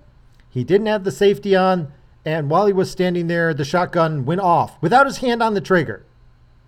So they found him not guilty. It was an accident, sure. Civil court, sue the crap out of the guy, okay, because that is definitely reckless endangerment. But was he guilty of murder? No. They upped the crime on this way too high. They tried to get him on racism and all this other crap because that's what they're saying it was. And they overstepped their bounds. Was he guilty of a lesser crime? Probably. But the way the court system works is, if he found not guilty, if you can't prove the entire crime, like say premeditated murder, well, it wasn't premeditated. Well, you can't reduce the charge after you've made it. So they overstepped their bounds, and that's why he was found not guilty. He's been trying to recoup his losses by having a GoFundMe, and everybody's flipping out saying, oh, this is supporting racism. No, it's supporting a guy who was charged with the crime and found not guilty. Okay? That's it. Like, he was innocent. Sorry. Whether you like it or not, the man's innocent, but they still think he's guilty. So. Well, I kind of have a couple of questions about the story itself, too, because, like, well, guns typically don't go off by themselves. I actually looked into that. The gun in question was fairly old. I believe, I forget what the weapon was, but it does have a problem that it is possible if you haven't cleared it or doing it, the bullet can, the way the hammer is set up, you can jolt the gun and make it go off. Like, oh, okay. Hang on. No, that's a loose hammer. Yeah, no. Because this is the part that was fucking me up. It's like if it hadn't been cleaned, it's sort of like no. Typically, fouling creates a stoppage, so that'll actually make the gun safer. But yeah, no, that makes a bit more sense now because like you can actually cock a Glock without actually touching the slide. If you just jolt the gun hard enough, you actually rack around. And old cowboy guns, the old Colt Peacemakers and all that kind of stuff. Cowboys used to typically ride with 5 in the drum and leave the hammer down chamber empty because the jolt from the horse could actually bounce the hammer and set a round off. This was also fixed by one other Colt design where they had a half cock notch. So you could load 6 rounds, and there was another notch that you could actually rest the hammer on. They could sit there and bounce because it was between the 2 chambers. Right, that makes a lot more sense now. Right, okay. Well, and then reading the details, I remember reading this earlier, but I just double checked it now. He had his handgun, he fired it twice, then he pulled the trigger again, and no more bullets went off. So he assumed it was empty. Okay, because he pulled the trigger and nothing went off. But the thing is though the hammer just didn't go down right. So later on, when he was out there, the hammer finally went off. So yeah, is he responsible for reckless endangerment? Yeah. Are they also guilty of trespassing onto his land? Yep. I'm not familiar with the laws in the area, but I'll tell you this: I'm pretty sure they're probably fairly detailed, and I'm sure by the law he was not guilty. Are you going to say he didn't kill this man? No, he did kill him, man. How he feels about this, I don't know. I can't get inside this guy's head here. But to say that, oh, it's a scalp bounty, we're paying him $90,000 to have killed this. No. People think that a man who was defending his home got charged with a crime, was found not guilty, and they want to defend him because they like the idea of defending their own home. They don't care. They probably don't even know who was killed. Like, to be honest, I had to read a bit into this to even find out it was what is it? That's not native. It's some weird title. That's the word, indigenous. So yeah, that's what they're trying to get us to call the Aborigines out here too. Indigenous Australians. I'm sorry. It's horrible and it's tragic. It's horrible and it's tragic. It really is. Let's not be honest there. But on the other hand, you know, I need a lot more details, but apparently the jury gave a verdict, and so I'm of the opinion if somebody's found not guilty, they're not guilty. You know? Yeah, I kind of wouldn't mind an actual demonstration on how the gun malfunctioned as well, too, because that still is a bit thin. It makes a bit of sense now, but it's still fucking thin. I'm also wondering, why did you have it pointed at somebody's head? Well, that's another big question I'd like to ask as well. And then there's the whole thing of hang fires. I'm gathering this was a hang fire revolver, a 6-shooter. Yeah, 6-shooter. Yeah, the hang. Yeah, so like, typically, you think you got 3 rounds in the gun, you go bang, bang, bang, you click 6 times, and if you don't hear 3 bangs, well, then you sort of kind of wait a bit and make sure it's not going to go off by itself, and then you check the bloody chambers and make sure the fucking things are all being discharged. Like the simple safety issues here that he's fucked up on. Like, because if I was presiding over this just on the firearms fail ups alone, yeah, I could run up a pretty long list of charges I could give this guy just on that alone. Oh, I honestly believe he was guilty, but he wasn't guilty of what he was charged with. I think that the DA overstepped their bounds, charged too high because of political correctness, saying if you don't go for the big scores and you go for... Because this probably was worth a year or 2 in jail. He probably could have gotten him in a much lesser charge. It would have been a year or 2 in charge. And then everybody would have flipped out. Oh, my God, this guy killed somebody because he's racist. He's a racist person and you're letting him off with... It's a hate crime. Well, I'm sorry, but you probably can't prove it's a hate crime. And you certainly can't prove it's premeditated. And after what I've read, well, it was very difficult to prove that it was intentional. So if you're trying to charge him on something where it's required that it was intentional, you've got to find him not guilty. And I'm sorry. This is the DA's fault. Should have gone for the lesser charge. Should have pleaded it out. The guy should have done a year or 2 in jail. But they wanted blood. And because they wanted blood, he gets a walk. That's what happens when you interfere in the law. Okay? He didn't get away with this. Social justice warriors got him free. That's what happened. Social justice freed this guy. That's what happened. Anyway, anything else on this? I still say there's a huge chunk of information missing out of this. Oh, I'm sure he was guilty of a lesser charge. I don't think he was guilty of what he was given. That's the bottom line. But yeah, I think there's a lot more information. But I think when you get it, you go, wow, I think we definitely could have got him for, manslaughter or something lesser. But what they went for, possibly. Yeah, they couldn't prove the higher charge, and so he walks. So. And if you're found innocent, in my opinion, you're innocent. Even OJ, who were all certain actually did the crime, you know what? You were found not guilty. Okay, you're not guilty. Because that could be me. I could be charged with something I'm not responsible of. I could be found not guilty. Everybody could find that we still think you're guilty, but I didn't do it. And I never said I did it. And if I'm proved I never did it, well, then, we've got to accept that, because that's how society can function. If you discount the law, then everything falls into chaos. Anyway, moving on. Oh, we already talked about the Florida shooting. Although I'm looking at these pictures of these cute little teenage girls holding up signs that say, "Stop spilling our blood." I'm sorry, but they're not actually spilling a lot of your blood. Sorry. Yeah. But this is what I said. This is drumming up money. This is all about the money. And anybody who supports gun control, they're going to find some way to funnel money to their friends and their cronies. And anybody who says, "Oh, we need to do this on the mental health side," they're trying to fund.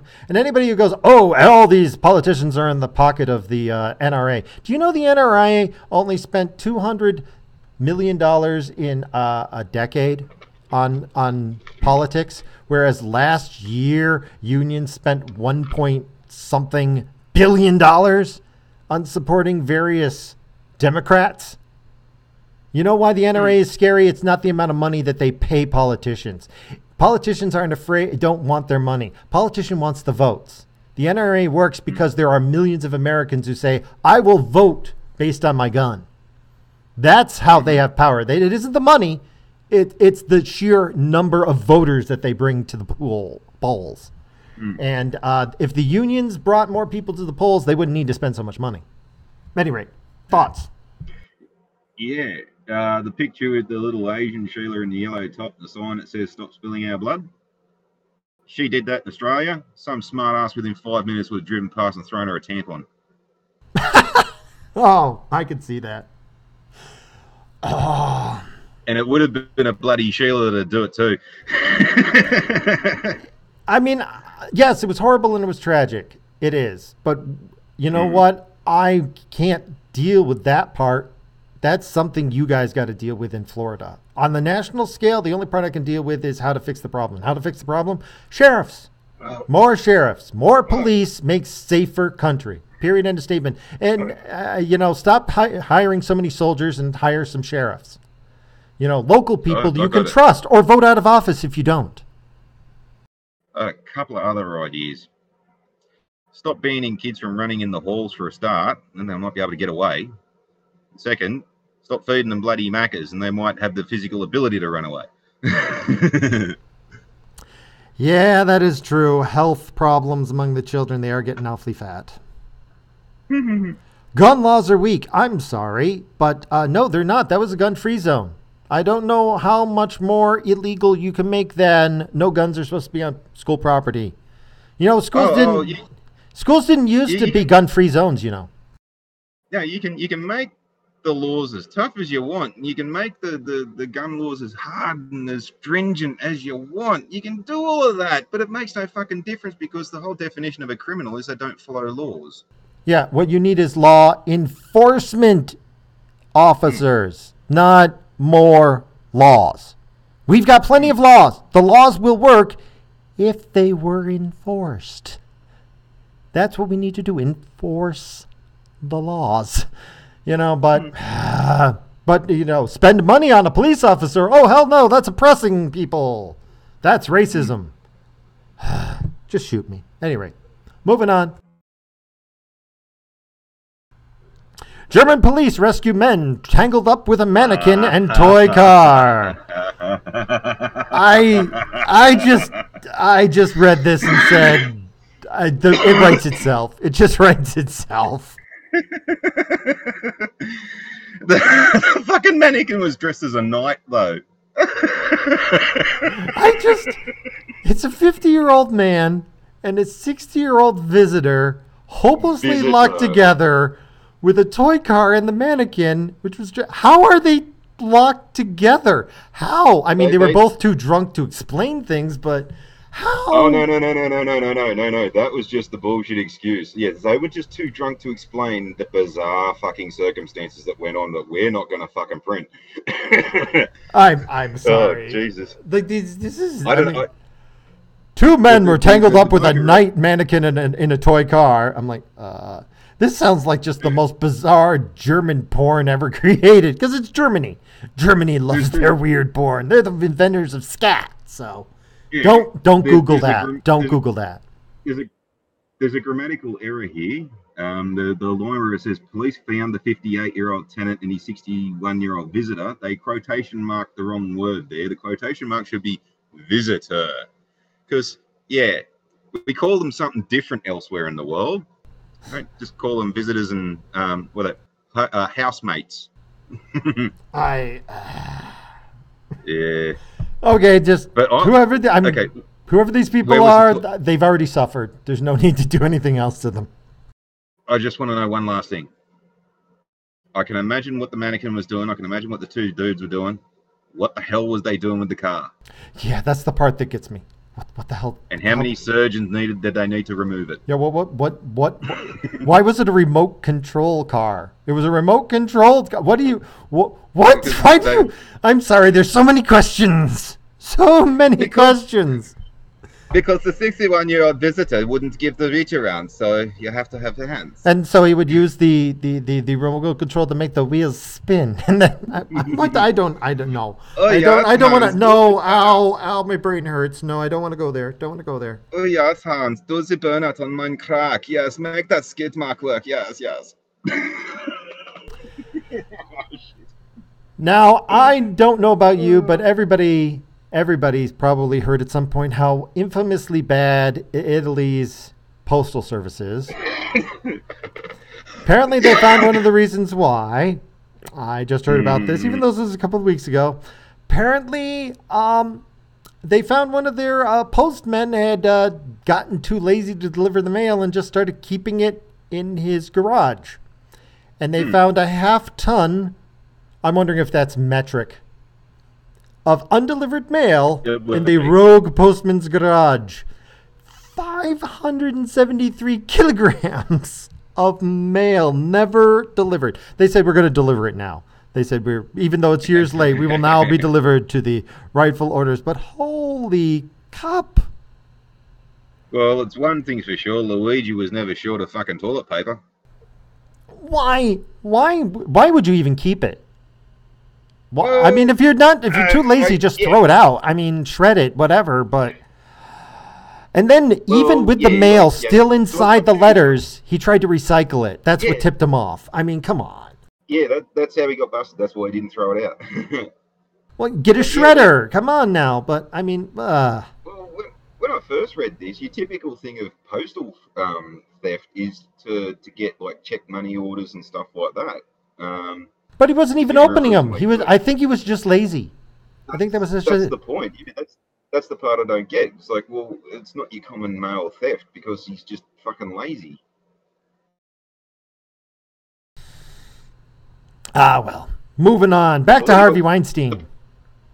The political propaganda stuff that he kept, though, was I can understand that. Maybe he just needed the coupons, you know. At any rate, Harvey Weinstein floats legal action against Uma Thurman over assault allegations. You know what? I think this is the perfect example of what happens when you finally have reached rock bottom and you've got nothing left to lose. I think Harvey Weinstein's reached that point and finally he's going, you know what? That one's a lie. You're accusing me of it. No, I'm gonna sue you, because that's defamation of character. Now, It was a guy that got accused of something. He went, "Nah, fuck off, flat out. I didn't do it." And like that was the tipping point, basically, where the bloke stopped taking it and just said, "Nah, fuck you. I'm going to defend myself now." Who was that bloke? A couple of weeks ago. Well, I mean, I think what happened is Harvey Weinstein went to his advisors. His advisors said, "Apologize a lot. Go to sex treatment school, whatever." And when he said he was sorry and all that other stuff, unfortunately, the moment you say, I'm sorry, you admit to even one of those crimes, everybody will jump on you and everybody will sue the ever-living shit out of you. So, I mean, if the scumbag did it, the scumbag did it. All right? But that being said, I don't think he did all of it. And I think there's people who are, trying to jump on the gravy train and get some, licks in for their own personal advancement. They said, well, if everybody else is dogpiling on him, and it's like, so, in my opinion, Harvey Weinstein, you should go to court and get them to prove the allegations against you. And, the people who are lying, you should expose them too. Am I against, women and sexual harassment? Hell no. But this is also along the lines of everybody no matter how low, scummy, disgusting, deceitful piece of shit, you deserve your day in court. Because if I don't let you have your day in court, you don't have to give me a day in court. And maybe I'm going to be told I'm scum when I'm not, and I'm going to need it someday. So, you know what, Harvey? I'm glad you're finally standing up for whatever the truth is, whatever it is. But I'm wondering where this is going to go, because this guy does know where other bodies are buried. I'm wondering how many people he can take down with him. I really do. I'm just wondering whether one of his advisors has said, well, this bloke fought back and it kind of works for him. Maybe if you start fighting back, they might sort of. Oh yeah, way of trying to get around it. Everybody who came right out and said, no, this is a lie. All of it's a lie. None of it's true. None of it. Not a single word. They've all done pretty good, except for that one judge. That one judge, unfortunately, in the end, he still lost his reelection. But I think he lost his reelection because he sucked, not because of this. I think he was just a bad candidate. But that said, the other ones, yeah, when they stand their ground and go, no, it usually works out better for them. So if you didn't do it, don't say you did it. Don't plead out. Stick with the truth, whatever it is. So, and if the truth is you did it, then you know what? Get rid of the scumbag. So, keep talking for a minute. I've got to cough up a lung. Oh, gotcha. We'll move on from this one here. Hang on. There's a mute button. When I read this one, I was actually planning on saving it for a bit, but I've been sitting on it too long. It's too late for Germany. German feminist social justice warrior admits she got it wrong on immigration and plans to emigrate for her retirement. I think the title just says it all. Basically, there's a German, politician who realizes, hey, I'm turning my country into a pile of shit. When I retire, I'm going to Poland. That's the story. That's the story. And here's the thing. Poland should not accept her. Poland, she is cancer. She's a locust. That's what social justice warriors are. They're locusts. They will come, they will eat all your crops, and then they'll just move on to more crops. Okay, she'll make your country a shithole too. She will learn nothing. No, force her to stay in Germany. Force her to fix her own problems. Here is your feminist fucking social justice warrior at work for you boys and girls. What this woman has gone and done is she's allowed a bunch of rapists, thieves, murderers, and people who just don't treat women very nicely into the country. And now when it looks like, shit's about to go down, she wants to fuck off. No, you're the one who let all the rapists in the place. Bend over and have your medicine, sweetheart. She was a true believer, though. And let me give you one of the quotes. It was a jarring perception when I noticed that these people I had helped, who were eating, drinking, dancing, and laughing with me, who didn't pray, who didn't go to the mosque, who didn't respect Ramadan, who made fun of religion, and deepest religious people called me the stupid German whore when they were eating my food and in my garden. It's also something else that I read. I didn't get this article, or maybe it's in here somewhere. But apparently there's a lot of older German women sleeping with really young immigrants. I mean, it's pretty creepy. It's like you see like this 40, 50-year-old woman with like this boy who's, well, he doesn't look like he's 16, but on his application, he's 16. Yeah. And you're sitting there and going, wow, that's like freaking creepy. It's bizarre. Like Germany is so screwed up on every level. It is bizarre. And this is just somebody who came right out and admitted it. But the problem is you know what? She shouldn't be allowed to leave. She should be forced to stay, fix her freaking problem. Because you know what? Because she never cared about Germany in the first place as a politician. That's if you're leaving your country, you do not love your country. Okay? And screw her. Just screw her. And this is what she is that they're there in their highest and holy of fucking almighties going, oh, but I'm doing all this beneficial stuff and like people like me stand from the outside and we look at these people and say, no, you're actually not, you're doing something, and then they'll kick and scream and say, oh, but you're being nasty to us because you're trying to stop us from doing something really nice. Like, no, you're not listening, you're doing something horrifically fucking wrong, you should stop doing this. And then when this shit happens, they're the first ones to fuck off while they're running, like while they got their head turned, looking back at people like me, going, "Yeah, tell me when you fix this. I'll be back when that's done." You fucking prick. Yeah. Mel, you know what? Sorry, but you did this to yourself. Go fix it. Mm-hmm. Sorry. But Yep. it's such delicious, sweet irony. Oh, I do yeah, have to I've agree, been Jay, but it waiting is, for it is so. I mean, it's sad, but there's a part of me just going, "Yep, yep. This is where it was going." At any rate, moving on. And when idiots like this do stuff like this, and I tell them about stuff like this, and they don't want to listen to me, like, can you sort of blame me for thinking sometimes that some women have a rape fetish? Like, Oh can no, they carry on like that? oh no, I'm sorry. From that other article where the older women are with the, I believe that one under, like, it's almost like there's some weird, bizarre bondage culture that's moved through Germany that's taken over their politicians. It's absolutely surreal. Like, You might also find too the older ones that are a bit more what's the term? Less inhibitions than the younger ones. Because apparently German women are really tight, like uptight and shit. I don't know. Well, I mean, Mm. yeah, I think we've talked enough. But well, actually, no, we haven't. We're moving on here.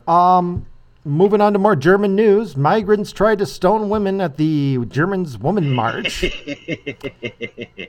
Today there was a women's march in Berlin against migrant violence against German women. It got blocked for hours by left-wing extremists, and the few migrants there wanted to stone the women for protesting against migrant violence. So let's be honest here. There were migrants there who wanted to stone women for protesting against migrants being violent. Mm-hmm. Did You can't make this shit up. no, Like you in can't. the article. You can't. You cannot. This is how screwed up Germany has been. And unfortunately, if I know Germany's history correctly, they will overcorrect. They will overcorrect. Instead of just trying to fix the problem, they'll fix the problem, and you're going to see like the Fifth Reich. At any rate, moving on. Yeah.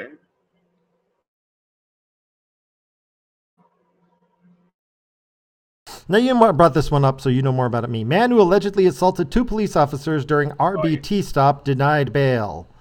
So, according to this, two officers during a roadside breath test on Sydney's northern beaches has been denied bail. Okay, so this happened just around the corner from my old fire station. This is up in a suburb called Belrose in the northern beaches. Yes, and all these people up there are all fucking hoity-toity and stuff. Got into shit from carrying on like that in front of one of the older Sheilas up there at once. You know, we were asked where do we come from, and I said, "Oh, they come from Belrose," and she said, "Oh, we don't speak like that. Oh, we don't carry on like that. We don't work hard in our lives." And oh, bullshit! You only have to suck dick, you old bitch. Anyway, so yeah, it's funny because it's not one of the crime-ridden areas of Sydney, and yeah, it's really funny because like a lot of the people who are attacking the police lately typically don't look like they're the ones who are attacking the police. Yeah. So you're wondering if the police are being a little more aggressive than normal and then saying, oh, they swung first. Well, you see. Well, I mean, this guy did have a number of cuts on his face and cheeks, so part of the lawyer's going, we dispute the statement from the police. Yeah, you see, like, you know, the way that I've seen them act around here lately, and that young fella up in Queensland the other day, and, you know, this isn't the only RBT that got assaulted that night.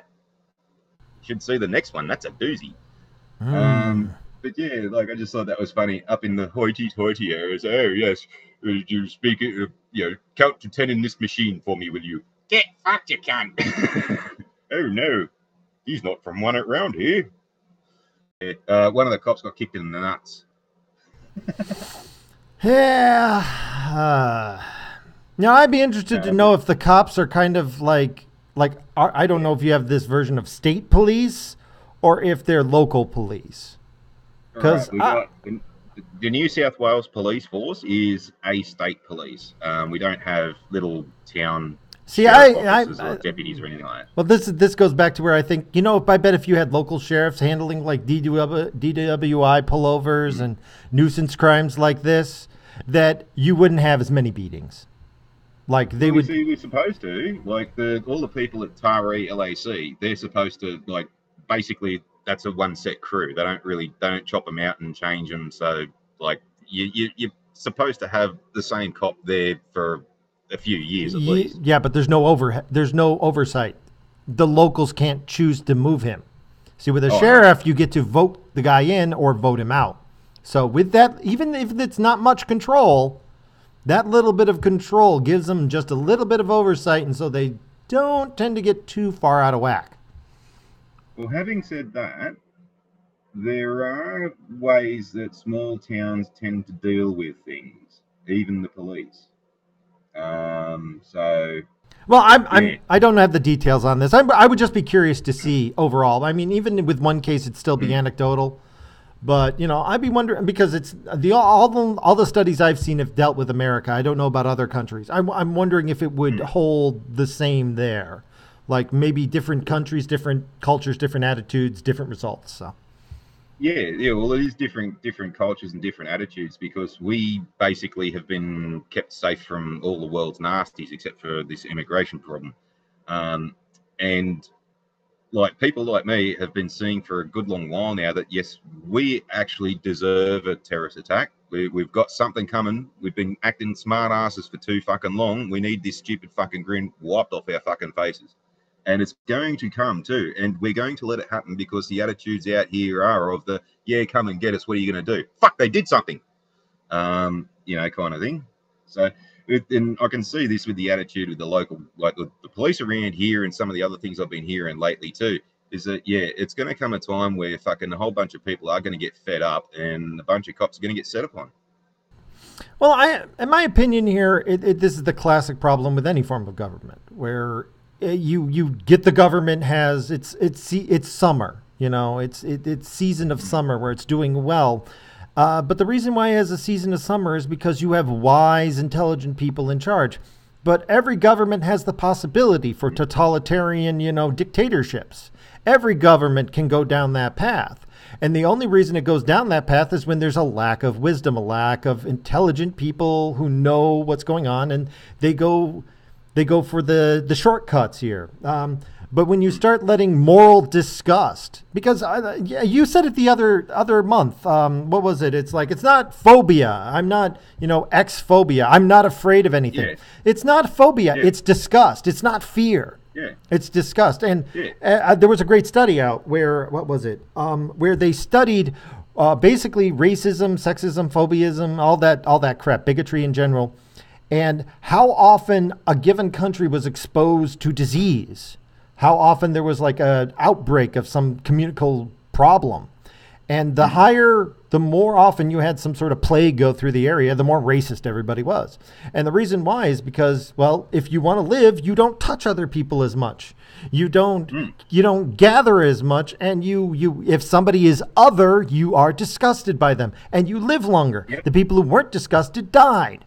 So, yep. I mean, humanity has a very biological imperative to say, oh, wait, that's a stranger. I'm going to be worried about him until I know he's safe. Well, perfect example of that. I think your country has had a really good season. Things have gone really well for a really long time. And because you have not had that exposure to the disease, to anything that's like killed a bunch of people, you haven't had your nose bloodied in a while. As you said, you've got a stupid grin on your face. And that's what's allowing these unwise actions that eventually a bunch of people are going to die. And then you're going to learn the lesson that everybody knew a long time ago, which is don't trust everybody who stumbles into your yard. Yep. Yeah. Well, we like with the vaccination thing and the racism, we actually had a classic example of that because we pretty much wiped out almost all the communicable diseases in Australia at one point.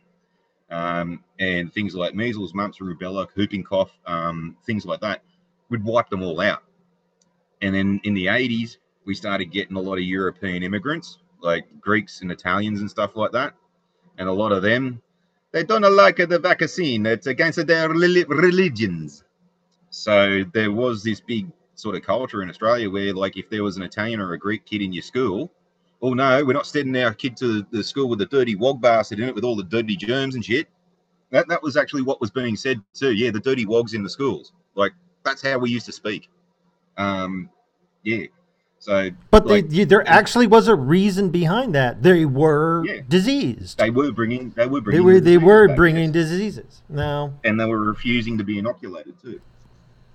So it's so strange how closely those things are tied. I'm not saying that one causes the other. I'm saying there's a really high correlation. So, oh yeah. But it's almost cyclic. It's like, you get a season where everything's going great. People stop being disgusted by strangers. The strangers come in, they bring the disease, everybody gets disgusted again. But anyway, moving on.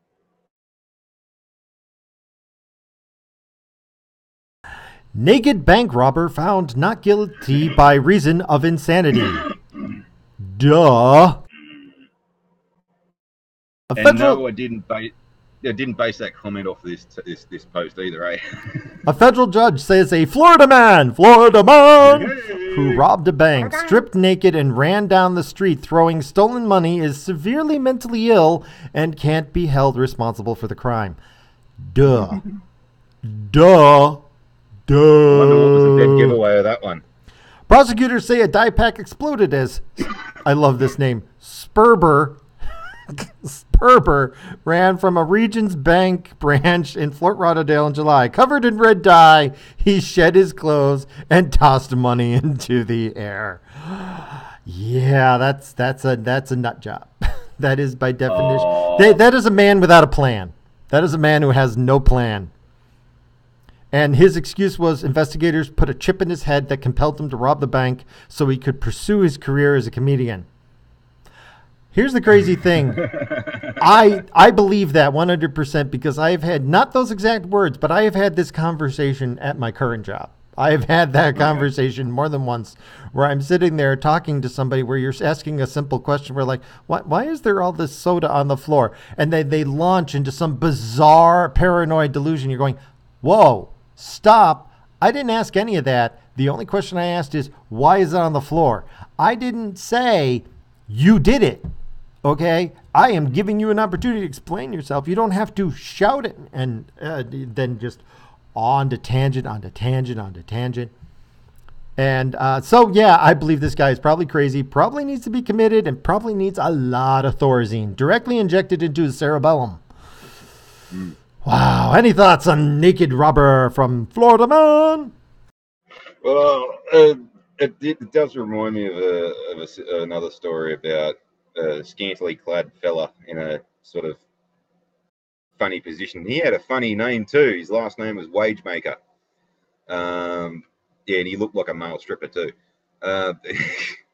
Like, fucking Jesus. Like, yeah. Like, what was the dead giveaway of him being nuts? Was it the nudie bit or what? Fuck. I mean, don't get me wrong. They can be dangerous. I once had to talk a guy out of stabbing somebody else. And I will be honest, if you asked me to do it again, my answer would be, I don't know how I did it. Like, it was just one of those moments where I just walked in, started talking to him. He started jumping from universe to universe to universe in his head. His logic was completely nonsensical. But for some reason, I managed to follow it and actually talk him out of it and get him to hand me the knife. And that happens by instinct. That happens. Yeah. You can't think about what you're doing. You can't plan that. You either have been in a shitty situation so many times where you've had to think on your feet without thinking, or you haven't. That only comes from a job experience there. So it is. I mean, to be honest, if the guy walked in with a gun and was babbling about, I'd be like, ooh, I know, draw no attention to yourself. Just shut up, give him the money and let him go. But in this case, definitely needs to be committed. Probably to some institution with enough medication, he might be able to get it under control. But the guy's going to be walking around as a zombie for the rest of his life. Anyway, moving on. The chip in the head.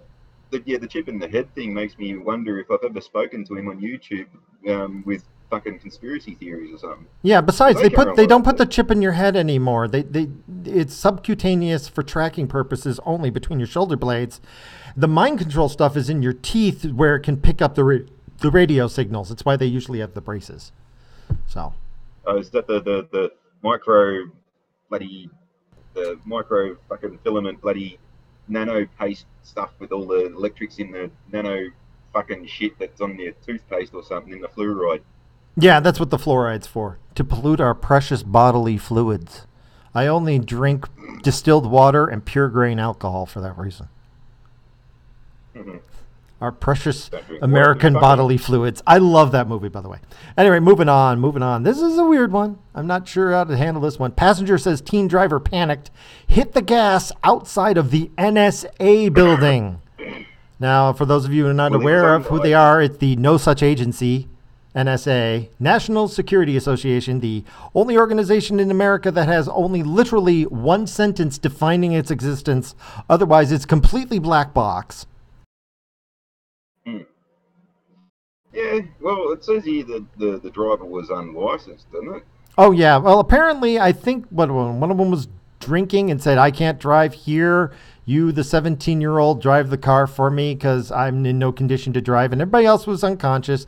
They were trying to be, what do you call it? They were trying to be responsible. But they used the GPS to reach his friend. Now, here's the thing. Because it's No Such Agency, they don't exist. They don't show up on GPS. So your GPS might tell you to drive right past them. And so this guy drove right into a restricted area because, he was doing what GPS told him. The GPS doesn't know that it's restricted because it's No Such Agency. They don't exist. And of course, he's doing something wrong with a carload of people who are also doing something wrong. He's come around the corner. He's seen these giant black SUVs with guys with fucking "don't fuck with me" gear on and a whole bunch of fucking artillery. And he's gone, oh yeah, no, I mean, asshole did the thinking from then on. His brain just shut down. Oh, yeah, I believe it wholeheartedly. If I was a 17-year-old driving at night, I can't really see too well. I'm trying to follow GPS. I'm worried because I'm not a good driver, and everybody else in the place is unconscious and drunk. And I come around the corner, and the place fills up with, black SUVs, people pointing guns in my face, screaming at me, and I got no idea. And then they shoot the window. I might hit the gas, too. Unless I see a badge and I see a bunch of people in black vehicles show up and point guns in my face, I assume they're there to kill me. Okay? I don't assume they're there to arrest me, because if they were there to arrest me, they'd have big, huge things on their chest that said police. Oh, no, the NSA, the FBI, the CIA, and all that kind of stuff do have actual uniform marked security. And you can actually see it in the photo there too. This is part that I don't understand. The place is actually clearly marked. The guys who are actually guarding the place are actually, you definitely know they're law enforcement. No, I will say this in their defense. I don't think there should be a lawsuit or anything because, one, I don't know how they got on a restricted road, but they were on a restricted road. Two, there should have been some sort of warning, which I'm sure the kid probably blew past for some reason. And by the looks that there is, and because there's those concrete fucking barricades and shit. This looks like it's the checkpoint leading into an establishment. Yeah. It doesn't look like they're actually in it. It looks like they've just got it looks like they got shut down outside. But here's the thing that is my thing.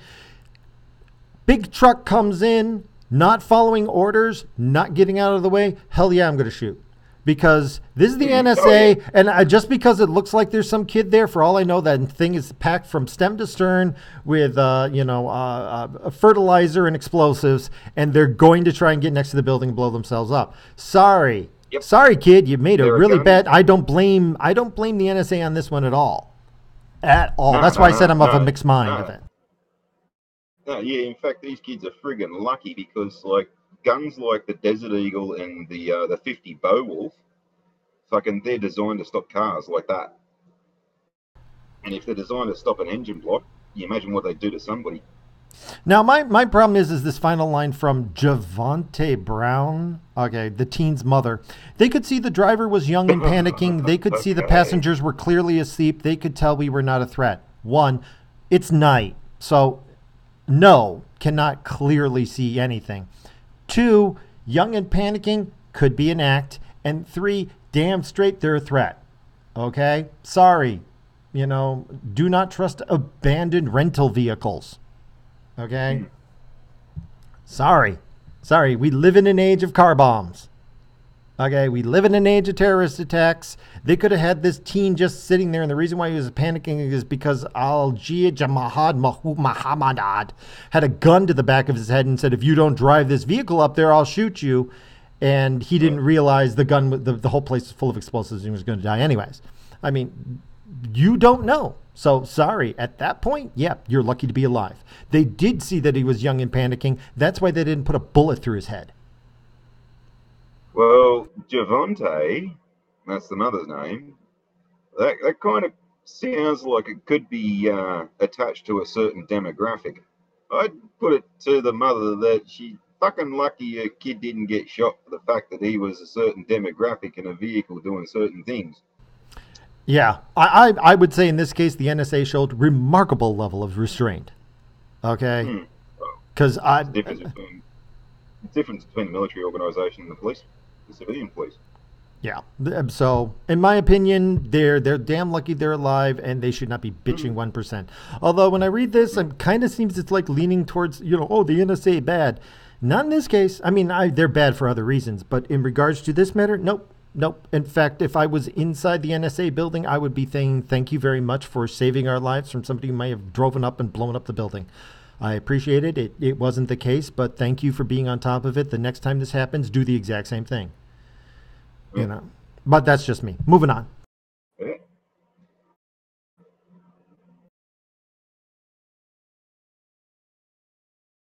Now, I don't know if anybody's heard. There's the 13 indictments by the Mueller investigation alluding to Russian election plot touched even minor Trump supporters. You know why it touched minor Trump supporters? Because it only touched minor Trump supporters. Now, I'm going to go a little bit on a tangent here. I'm not going to actually talk about the article too much here, but here's the summary. Mueller indicted 13 people for basically trolling. And he didn't even indict, I think most of them were actually Russians, actual Russians. So it's not like this Mueller investigation against Trump is going nowhere. Anybody who's claiming that this is, I love this line. This is the greatest line I heard. There's the potential for momentum in prosecuting Trump because of this. You know what the potential for momentum is? A dead stop. That's what the potential for momentum is. You're dead stopped. Okay. But now here's my personal take on this. I don't want to say I know these guys, but I know these types of guys. I actually, for a while there, was really, really broke. And so I would get a lot of my stuff pirated from Russia. Love them Russian hackers. I love them. They are the best. They are truly embody the whole information must be free attitude. And they don't charge for it. They just let it go free and say, here, we broke the encryption because it was fun. I've talked with a couple of those guys. They didn't just hate Hillary. They were terrified of her. They legitimately, that whole community was genuinely terrified of Hillary Clinton. They honestly believed 100% she was going to kill everybody on the planet in a nuclear war. Whether or not that was true, yeah, she probably was going to. But whether or not it was true or not, that's what they believed. They were doing everything in their power to try and stop her. And you're talking about people who their games would come out and it would be cracked the same day. Okay, these guys could crack games before they were released. I don't know how they would do it. Sometimes they would get games the day before the release. These guys were amazing.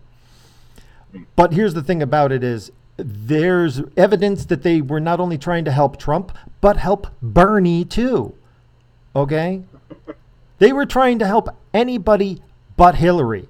This wasn't a conspiracy and by the way, if you look at the evidence, they did nothing. They had absolutely no effect on the actual outcome at all. And I don't even know if these guys who were indicted are the same guys who I talked to, but they seem like the same type of person. And I'll tell you right now, what they were doing was anybody but Hillary, we don't want to die. They were genuinely terrified. And I don't think it was government sanctioned. I think it was just these rogue guys took it upon themselves, like their own Russian version of 4chan, to try and save the world in their opinion. No, yeah, I wouldn't be surprised if that actually turns out to be some element of truth because, yeah, all the information we were getting out here, the same fucking thing was, as soon as she gets in, we're instantly at war with Russia. So, yeah, they weren't full of shit. Oh, and when I heard some of their stories, they're like going, "We are rebuilding nuclear shelters. Our Yep. government is rebuilding the bomb shelters." There has, Mhm. I mean, I remember one of them was like practically in tears talking to me, and as I tell everybody, Well, I'm here to when if you have troubles, I talk to people and help them through. By the way, their English is part, very good over there. yeah, but partly with the nuclear shelters and shit like that, a lot of them, they most of them date back to the 50s, 60s, and 70s, and like they've still got a lot of that old technology and shit in there. What you'll probably find is most of this rebuilding work is actually just renovations, new lights, new wiring, new pipes, stuff like Well, that. that might be the case, but that was not their opinion of the matter. They thought they were preparing for nuclear war. They thought they were preparing. It was the day Oh I no, we forget what it wanted to was, do that too. but Putin required that all military personnel who have relatives overseas to be returned back to Russia, Mm. and they only do that if they're expecting a war. Yeah, And when no, these no, we, guys, we were there was all, one guy practically in tears over this, saying, "Oh my God, we're all going to die." mm, They believed this shit. Like I don't know if it was true or yeah. not, but they did. Oh no, no, no, dead set. Like fucking, even I was convinced we were going to war. Like no absolute bullshit. Like that was on the cards. That was like seriously, we were like 5 minutes away from being fucking nuked. I do believe that Um, if Hillary got elected, there would be a war. I don't know if it would go to nukes though. mm. I think it would probably be Oh a no, no, no, proxy no, no, land war no. for a long She, time, but maybe she. It wouldn't no, no, surprise me no. if she didn't. This is exactly how it was going to start. The minute she got in, she was going to send the U.S. Air Force into Syria, and when she was told that the Russians might have something to say about that, she basically said, "Well, they can shoot the fucking Russians down then," and that would have put us in the war straight away, World War Three. Yeah, yeah. I don't Straight think into she was, World War. and I don't think she was. I don't think she knew what she was doing. I No. really don't. And also too, you also had a bunch of generals too that already said that she got in, they were resigning because Yeah, they I think weren't the going to stick world. it to I them. think this is Hillary's loss is one of those weird events that if we could go back and look at alternate Earth history, the world is in an alternate universe where she won. It literally is a radioactive cinder right now. Mm. Because Oh people yeah, don't. I mean, there are people who actually believe it is possible to use nuclear weapons in a limited fashion and the planet to survive. If I believe that there was one estimate where they said if we use even 1/100th of our nukes, there will be enough ambient radiation to like yeah. basically destroy, devastate every ecosystem on the planet. There will be a 99.999% die off of humanity because there won't be anything to eat. Yep. Well, what you got to also to remember is that Chernobyl, the fallout from that actually went around the world about 4 times before it started meaningfully descending back to Earth. Oh, the Same thing strontium with 90. Mururoa. Oh, the strontium 90 Yeah, like examinations. That stuff's terrifying. That stuff is terrifying, and the yeah, nukes make that by the ton. Strontium 90 is yeah, just, yeah. and it goes straight into your bones and never goes away. Yep. And then you got Bikini, Mururoa, and I think it was Wikatar Atoll. Those three. And one of them was well, the biggest nuclear test that the Yanks did, and I think it was 30 megatons from memory. I can't remember. Don't quote me on that. But that was also a fuck up. The Tsar bomb was almost a fuck up too. Um, and they thought it was only going to be 10 megatons or some crap like that, and it was like 4 times the amount. And even the guys who were observing it, when it went off, there was like the shockwave hit them. They shit. I think we're a bit close to this one. But Oh, all the the Tsar fallout from bomb. that, That one's yeah, like all the amazing. fallout from that shit, yeah, that stuff's still leaching radiation into the Pacific Ocean. But people So don't realize the it's just Tsar bomb was so big when it went off. 50, It couldn't have. You 50 couldn't have made it megatons. any bigger because it had blown Yeah, a hole straight out of the Earth's atmosphere. Any more the natural curve of the Earth and air pressure would have if you could have made the bomb 10 times bigger, it wouldn't have mattered. It just would have made a bigger flare out into space. At yeah, that point, the back pressure acted like a natural funnel, and you would have just seen a huge blast, and it did. It blew stuff into orbit. There's still stuff yeah, in yeah. orbit from that explosion. Well, that was a fuck up. That one. They weren't going for 50 megatons. it was far less than that. Oh, I saw the design though; it was brilliant. And I'm like, if you're telling me they weren't expecting it to be that big, I'm like, what else could it have been? Like, my God, that was actually in its simplicity. It was brilliant. The layering of the. Sorry, I find that the Tsar bomb to be absolutely fascinating. I shouldn't babble too much about it. Oh no, like that's part of my interest with guns and military equipment. Like just the mechanisms and how they work. It's fucking fascinating. I will say this about Russian technology: it's solid. Okay? Yeah. They make some solid shit. Been famous for. Yeah, they've always been famous for rugged, robust, fucking straightforward, very simple shit. Like the MiG-15, for example. To tell you that the wheels on the wings had gone down, they didn't have some fancy electrical thing going into the cockpit to shine a light or anything like that. As the wheels came down, there was a physical mechanism that put a little post up on the wing, so you could actually look and see if this little post was up and you knew your wheels were down. Russian ingenuity. Yeah, well, it worked. Anyway, anything else on this topic? We're moving on. Move on. Here's a weird one. Skier lost in New York doesn't know how he got in California. Yeah, I saw this on the ETC show the other day. Police on Wednesday were trying to piece together how a 49-year-old skier whose disappearance sparked a massive search in snowy New York mountainside ended up 6 days later in California, confused and still in his ski clothes. Apparently, they think he got bunked on the head and then wandered off. He gave his wife one call at one point in the missing couple of days, and then he hitched a ride. Apparently, some friendly truck drivers gave him a ride all the way to California. Right. That explains that, because like I've been to the Adirondacks and I've been to California and I did the trip between them. Sort of like it's not the easiest trek on the planet if you're sort of a bit fucked in the head and no transport. So the truck drivers, okay. Although I'm surprised the truck driver gave him a ride. I remember when I was doing over-the-road truck driving, this was like 20, 25 years ago, probably a bit more. We were pretty paranoid about picking up, hitchhikers. And somebody's got a big, huge, conk on the head wearing ski clothes saying, hey, I need a hitch a ride to California. Not exactly something I would do. I mean, but I'm not saying it's not possible.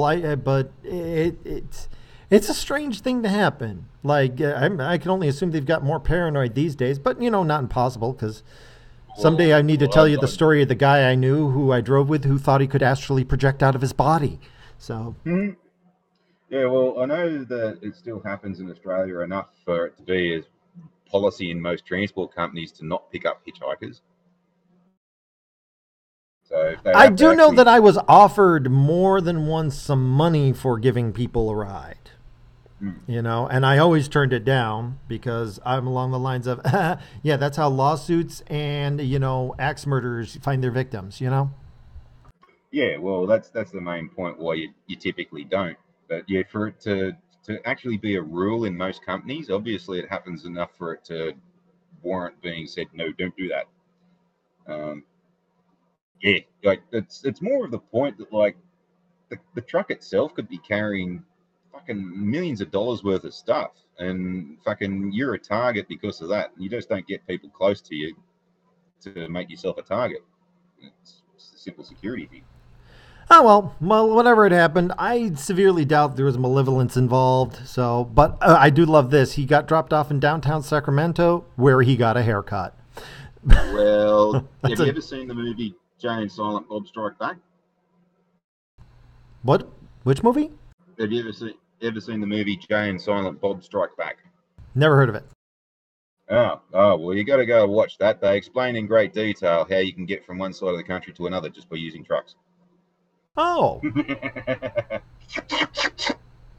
Actually, here's one I haven't seen. I'm going to look at this one. Hold on a second. Oh, well, it's not coming up. Oh, well. Which one was that one? Oh, it was the one about how they were doing, ICE was doing raids in California, targeting various businesses for illegal immigrants. And part of me is just wants to do a slow clap, but I can't call up the article. So, hey, good for them. Hey, people enforcing the law. Who would have thunk? Maybe the nation will be a safer place if we, enforce the law. Hey, wouldn't that be great if we hired more people to enforce the law and people actually follow the law? Wouldn't that be great? Yeah, just a thought there. Anyway, moving on. Sydney driver using phone in Oh yeah, RBT crash. yeah. RBT is a random breath test. It's basically the New South Wales Police's carte blanche Now, bullshit this excuse to one, pull you over whenever the fuck they want. I have no sympathy for the driver because he was texting Oh while no, driving. no, yeah. Screw Now this one's a you. little different.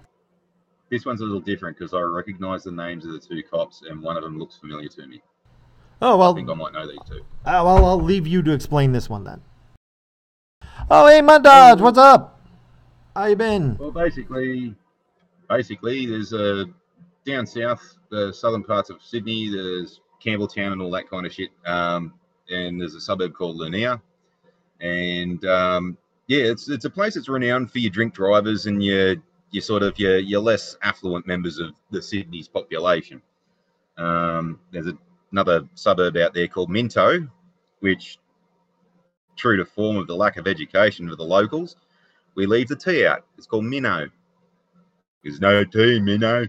Anyway, so yeah, this Gronk was fucking driving down Campbelltown Road. Incidentally, I almost had a head on with some dude on that fucking road there one day. Yeah, and he's too busy texting. He's even stupid enough to tell the cops that he was looking down for 10 to 20 seconds. Anyway, two coppers are on the side of the road. They're setting up a random breath test, and by the sounds of it, what they were doing there was they were actually setting up a proper one where they're going to set off the side of the road, pull people in, all that kind of crap. And for some reason, they were both standing at the rear of their vehicles when this bloke fucking plowed into him because he wasn't looking where he was going. And he's pinned both cops to the patrol car. One's lost a leg, another one's lost about 15 centimeters off one of his foot. And the one that's lost the leg's in critical condition. They don't know at the moment.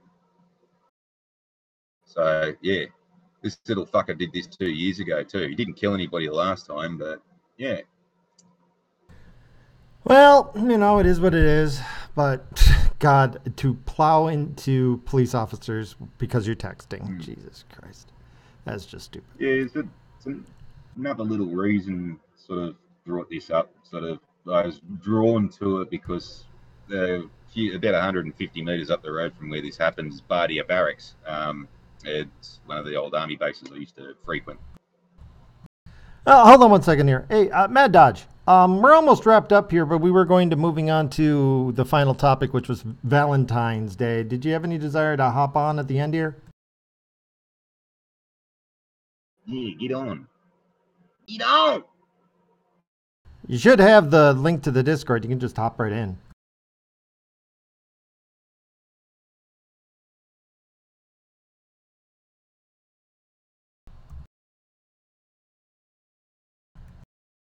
All right, well, we'll give it a second here before him to jump up. But, I have a silly thing about Valentine's Day, then some observations about it since it happened earlier in the week. Do you guys celebrate it down there in what is it? Yeah, I absolutely celebrate Valentine's Day because it's the one day in the year that I know every woman on this planet's going to leave me the fuck alone. Hey, Mad Dodge, what's up? Hey, how you guys doing? Busy night, weird week. Just to summarize what I already explained at the beginning of the stream here, I told my boss, hey, this guy's incredibly violent. This is a dumb idea. No, it's not. Okay, so shit happened. I actually moved to protect him, and they told me, you aren't supposed to protect him. And I'm like, safety comes first before all of our plans. No, in this case, safety comes second. Okay, I think that's a really bad idea. Show up at work yesterday.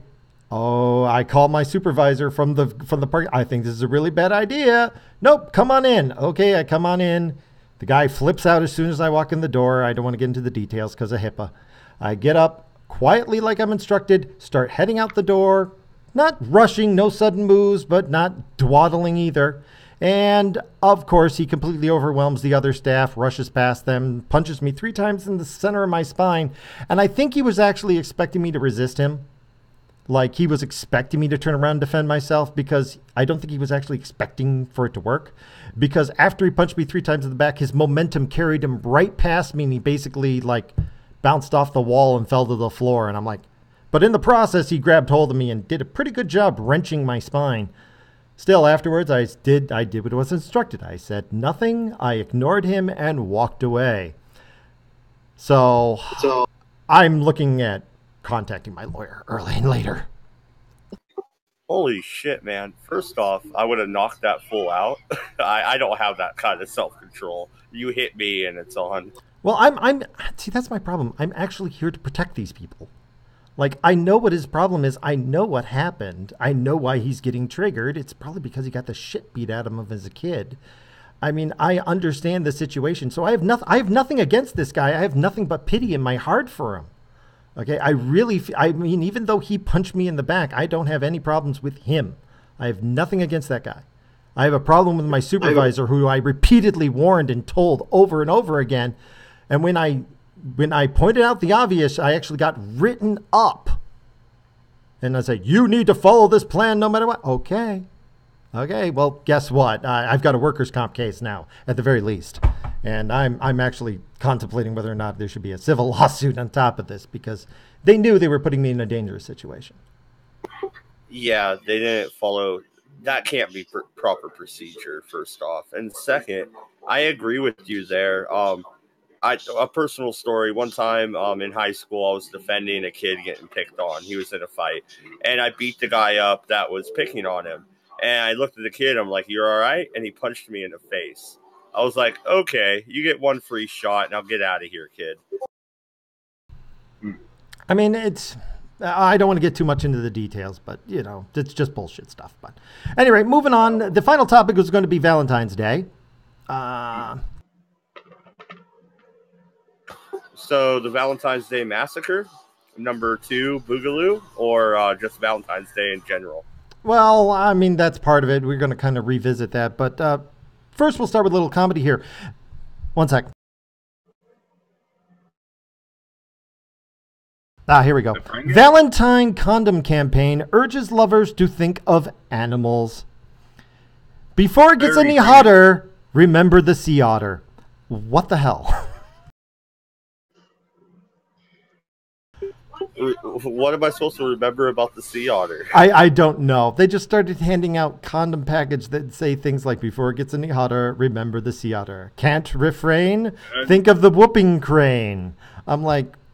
This sounds like fucking some really crappy Christian life fucking abstinence bloody plan. Like, oh, we'll make them think of something just before they're about to slip it in, you know? It's like, hey, oh, look, I'm just about to slip my condom on. Oh, otters? Well, there goes the mood. Well, right before you have sex with somebody else, make sure to think about endangered species and how they're perishing, and mankind is evil for wiping them out. What the fuck? Hey, that sounds like... That sounds like an old saying from an old ad. You thinking of sex? Think about sea otters. I actually love this one quote here. I don't think it was intentional. So that's what makes it beautiful. Lamont Craven, Adult Programs Coordinator at Carnegie Science Center, says, the condoms are a perfect fit for our event. That's pretty good. But my question is, don't those rubbers, are they biodegradable? Aren't they hurting the poor sea otter? Oh, yeah. I mean, they're probably not biodegradable. Oh, my God. They probably got them from China. Do you think of the carbon footprint of those condoms? It's horrible. No, I'm too busy thinking about the otters. Nothing gets me hotter than otters. That's actually what they're doing. That's what they're doing. It's nothing to do with abstinence. It's nothing to do with the environment. It's got everything to do with taking your mind off all the carbon footprint that the condom went and made. Well, no. Why did they just write, want to get frisky, think about the piggy? I mean, that rhymes too. Why don't they just put on the thing, hi, I'm me, you're you, let's fuck. Well, that brings me around to what I wanted to talk about in Valentine's in general, and we'll get back to the whole shooting thing later. What stood out to me this Valentine's Day was how many women were coming out in public talking about, oh, I don't have a boyfriend, so, you know, this is, Galentine's Day for me. And they're talking about all these things you can do if you don't have a boyfriend. And I'm sitting there, and it wasn't just like one or two. It was like multiple radio stations coming up in my email. I mean, part of me is just going, well, go ahead. Can I make a quick point about this? Like, people, and this happens out here too, which is something that baffles me a wee bit, about the couples embracing Valentine's Day. Like, wasn't Valentine's Day a day where you could legally sexually harass you or stalk your the Sheila you wanted to boink? I mean, wasn't this for the singles to get together and all this kind of shit? Why are the couples even having a fucking word in this? Hey, now I'm married. We had a good Valentine's Day, asshole. Well, actually, that is kind of the point. Valentine's Day, well, people want to claim it was created by the greetings card industry, but really Valentine's Day is something that society created in order to try and promote relationships, which eventually will create new taxpayers. Okay, that's the bottom line about it. And there's these, I want to call them feminazis, who really hate Valentine's Day and don't understand it. Well, one, you're a horrible person and nobody likes you. Okay, so if you have a horrible personality and you don't look good, that's why you're alone. All right, if you're an ugly person, at least I'm funny. Yeah, if you're an ugly person, at least be somebody who's pleasant to be around. Like, yeah, I'm the same way. I might not be the most pleasant person to look at, but at least I'm pretty fun to be around. People like talking to me, you know. So the purpose of Valentine's Day is to make more taxpayers indirectly. They don't seem to understand that. And there's like, it's almost like feminism hates other people being happy. There's this desire to push, and that was the part that was bothering me on the radio station, how much they were trying to push women to not celebrate Valentine's Day, even if you have a couple. Don't date anybody. Don't do anything. Don't just, we should boycott it. I mean, not quite those words, but that's the summary. And I'm sitting there and going, why do you hate this holiday? And the only thing that comes to me is, you hate other women being happy. That's the only conclusion I got. This is where it seems like, tell me if I'm wrong here. This is just my impression of how the holiday went. No, yeah, that's where I go. The only people who really complain about Valentine's Day are the people who are too repulsive to actually get anybody, me included. Yeah, you said earlier, Matt Lib, that fucking you're funny though. Well, okay, I'll put it to you this, but when you're funny and also repulsive only means that she'll choke on her vomit while she's trying to laugh. Well, I'm not that bad. No, I am though. I am though. I gotta go with Jacob on this one. Don't have a boyfriend? Maybe it's you and not the man. Ha ha ha, what am I saying? It's always the man. That seems to be, like, there's this big push that everything is the man's responsibility for all the women's suffering. Like, even with the Me Too movement, men need to step up and do more. Why? Women are perfectly, it's this weird dichotomy. Women are helpless, like the whole grid girls thing. I'm sure you heard about that one, right, Dodge? Oh, yeah, no, and I agree. It's like we're all equal until we want you to buy the house and, support the kids. Oh, alimony, that's good too. Oh, I would also like full custody after I sleep with your best friend and divorce you after 2 years. It's all equal. Oh, and it's almost as if, like, feminism not only is a war on the family, but war on good-looking women too. Like, it's really stepped up. I mean, it's always been there. They've always been bitchy. But the whole grid girls things, when you look at these grid girls being interviewed, they actually have this look on their face of, like, they can't believe what's going on. Like, there's this utter look of it, like, models. but we're women and you're feminists. You should be, working with us. I'm a feminist too. We're all on the same side. There's a big, huge sisterhood. No, there's never been a sisterhood, or at least feminism is not part of the sisterhood. Feminism has all been about tearing down. It's another method for ugly, horrible women to tear down attractive, nice, personality, pleasant women and making the playing field even. That's what it is. Yeah. No, Eldritch. Do you think they're going to go after the boxing girls and the UFC girls next? Oh, they already have. In Probably. fact, I've what was it that I saw in one interview when I was looking at the Grit Girls thing? They were talking about, oh, we need to stop cheerleaders. And the funny thing is when I was looking at this interview, I forget exactly what she says, but when I heard her, she was like, going, well, a woman should definitely have a choice, especially if she's like, where if a woman is like what was it, sex worker or that's acceptable. Women should be allowed. But in this case, she's giving the impression, she's in the public eye and and I'm like sitting there and I'm going, wait a minute, did you just call that professional model a whore? The way she framed, you just called her a whore. You Puritan bitch. Feminism is gone. That's why I call it fourth wave feminism, because it's gone full circle where first and second actually helped women. Third kind of meandered and went nowhere. But fourth wave is actively anti-woman. Yeah. And when they attack the pit bitches, that's where they just completely shat on their own argument, because it's one thing to disparage whores and all that kind of stuff. But these aren't strippers. They're not whores. They don't fuck for their job. They get dressed up really nice to look very, very attractive so that they can attract men's gaze to a product. They're a professional model. It's a proper upstanding job. We take the piss out of them almost on a weekly basis now. But what kind of message is this sending to young women, that you can only stand by the car, not drive it? Well, wait a minute. There's that female driver over there, but that doesn't matter. There's not enough. It's not 50%. It's not even. Well, Eldritch, don't you know Wesley Snipes and Blade didn't even count? Black Panther was the first. I love Blade, by the way. Yeah, we talked about that earlier. So Danica Patrick was just a figment of my imagination, was she?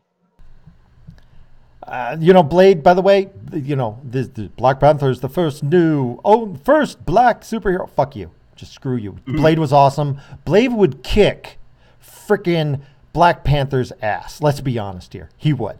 He would agree. He would drink his ass and drink his blood. He probably would spare him because Blade's that kind of guy. But if Black Panther actually crossed the line, there'd be a dried out husk where Black Panther was. Okay. So he just cut him in half with that katana, man. It'd just be over. Oh yeah, my God. But he does have an adamantium suit. Blade will find a way around that. Blade, you have exposed skin in that suit, you're dead. Okay. I mean, my God, the guy. I mean, seriously. I mean, I know we're talking about my superhero could beat up your superhero, but let's be honest here. Problem is, I haven't even seen the movie, so. I'm just going off what I've read in the comics. But in the movie, not adamantium. Yeah, in the movie, he's probably perfect and everything's fine and he has no flaws, because that's all the SJW movie. See, that's what I liked about Blade. He was flawed. He had problems. His life sucked, but he overcame that. Yeah. We're talking about a guy who's sitting on a throne. He's a prince. He's got his own nation of super-powered. I don't know. In Civil War, Black Panther, he wasn't piss perfect and all fucking ready to rock and roll out of the box. Even the new Spider-Man actually gave him a little run for his money for a little bit there. And so hopefully they'll keep going on with that he's not super piss perfect, that he'll actually get a smack in the face every now and then, because he already has. Well, you'll have to tell me how the movie goes, but I'm just so cringy now. I can't trust the movie. I can't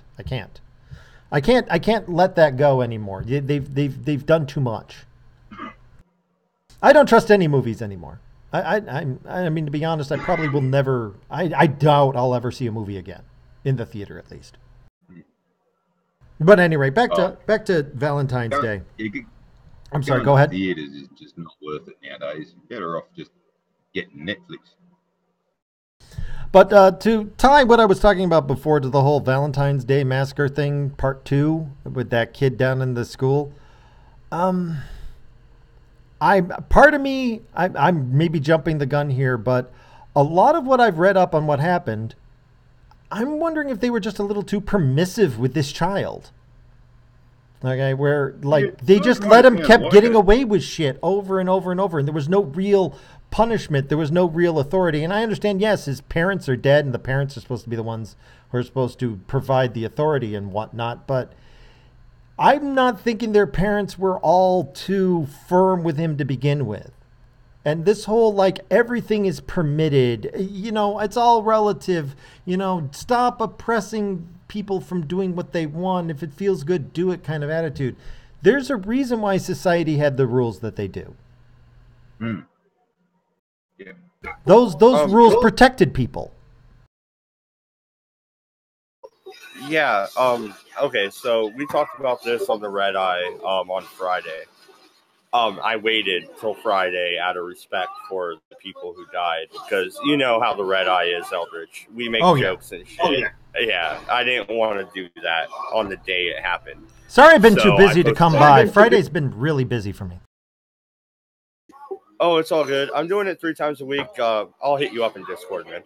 But anyway, we were talking about it, and really, the FBI messed up. The teachers had a tip a year before. They literally said, hey, if he comes into class with a backpack, we want to know about it.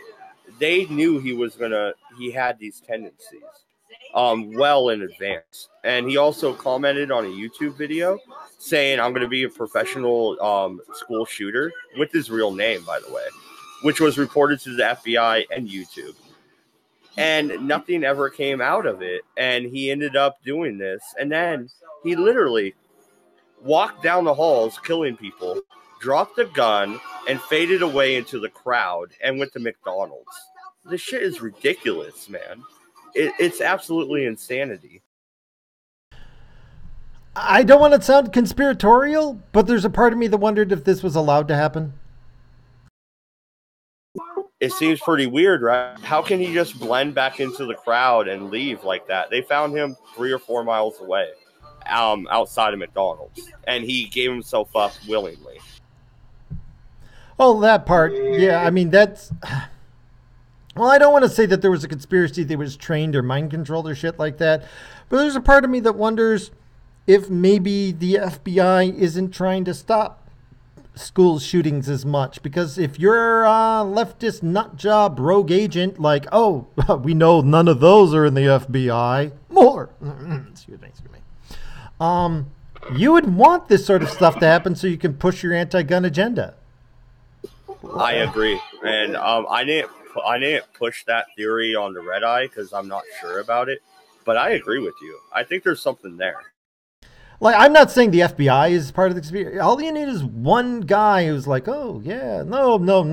We can't find the guy, even though he gave us his name, his real name on the internet with a threat. I'm going to become a professional school shooter. We can't find the guy. What? I bet you I could find him in 5 minutes with Google. Exactly, or an IP search. I'm sure he wasn't using a Tor network or anything else like that. He was using his real IP address. You can find his address. Not only that, but the fact that the ADL jumped on that the Florida Republic, the white nationalist group story. And they started pushing that, saying he was a neo-Nazi. And they never backed it up. And then the AP picked the story up and ran with it. Everybody's reporting now, suddenly he was training with neo-Nazis. And now this is a white hate crime. And, it has to do with Trump. No. But he killed other white people. So yeah, with the neo-Nazi thing, that turns out that it was a fucking...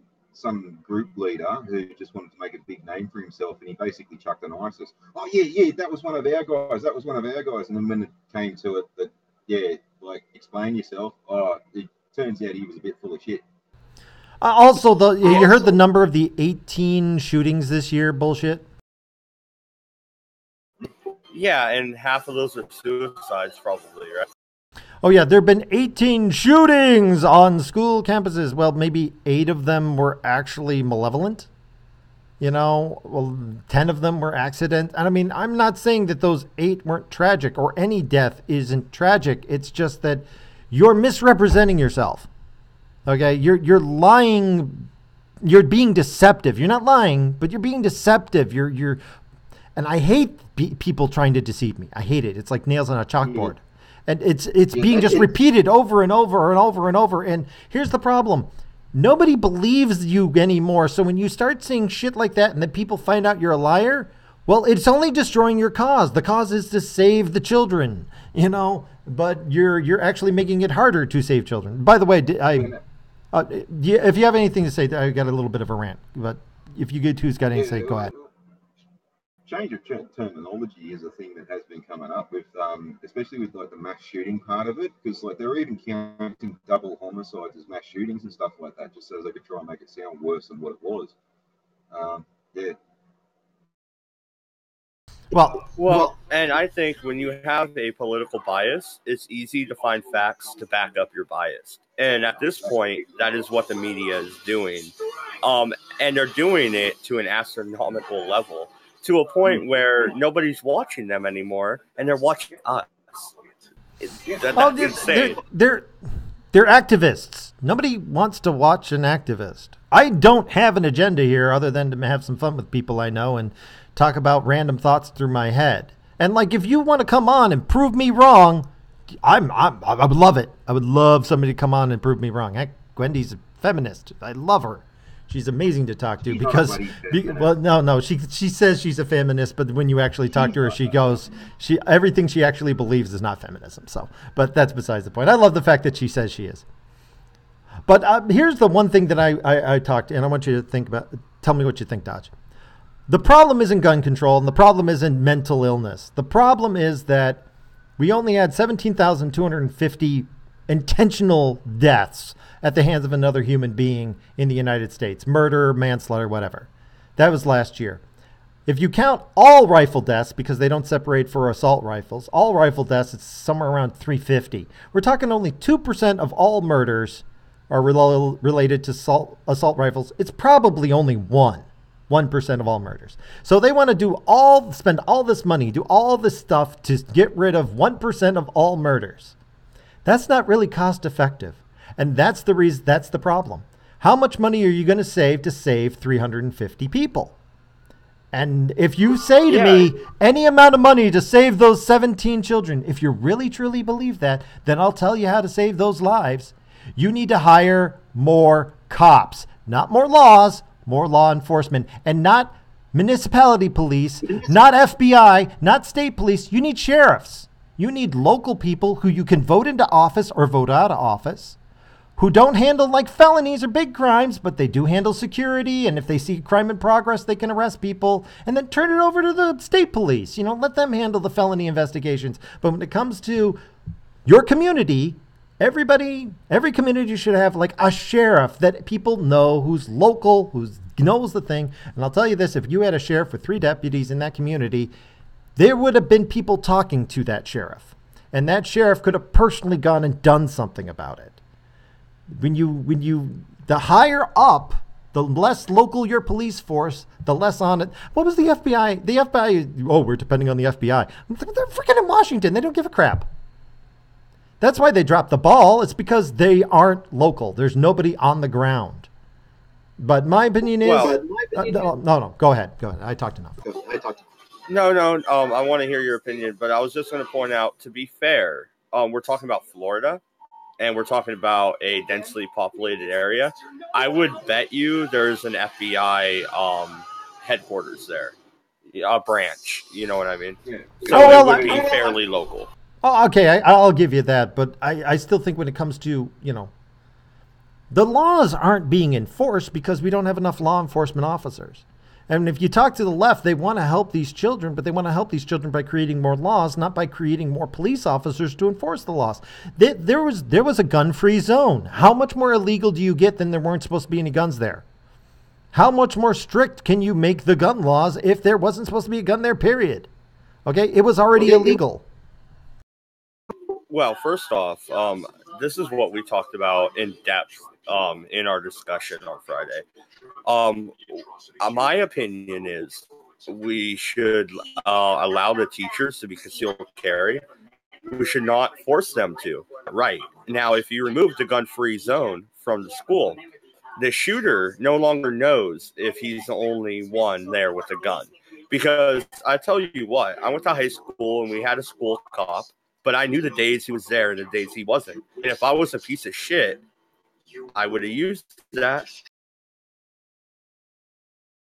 I see your point. I know what you're talking about. Like, even if you had the police officer on site in the school, it's hard to tell. Yeah, the cop on site, he probably would have been the first one to get shot. Well, yeah, you just wait till the cop's not there, because the cop's not there every day because he's patrolling more than one school in any given district.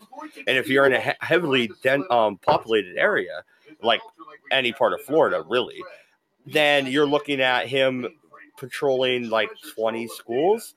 See, in the city I went to high school in, we only had 10,000 people, if that. So there was just the elementary, middle school, and high school.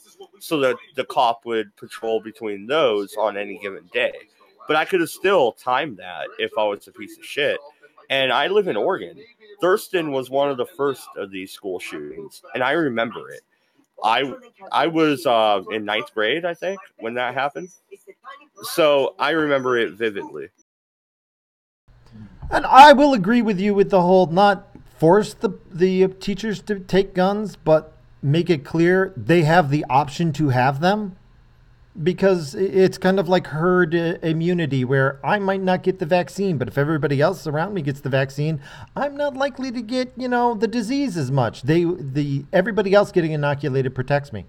The idea that there's multiple guns at the school and you don't know if they're there or not, that's enough to make a school shooter decide to go to a softer target. Yeah.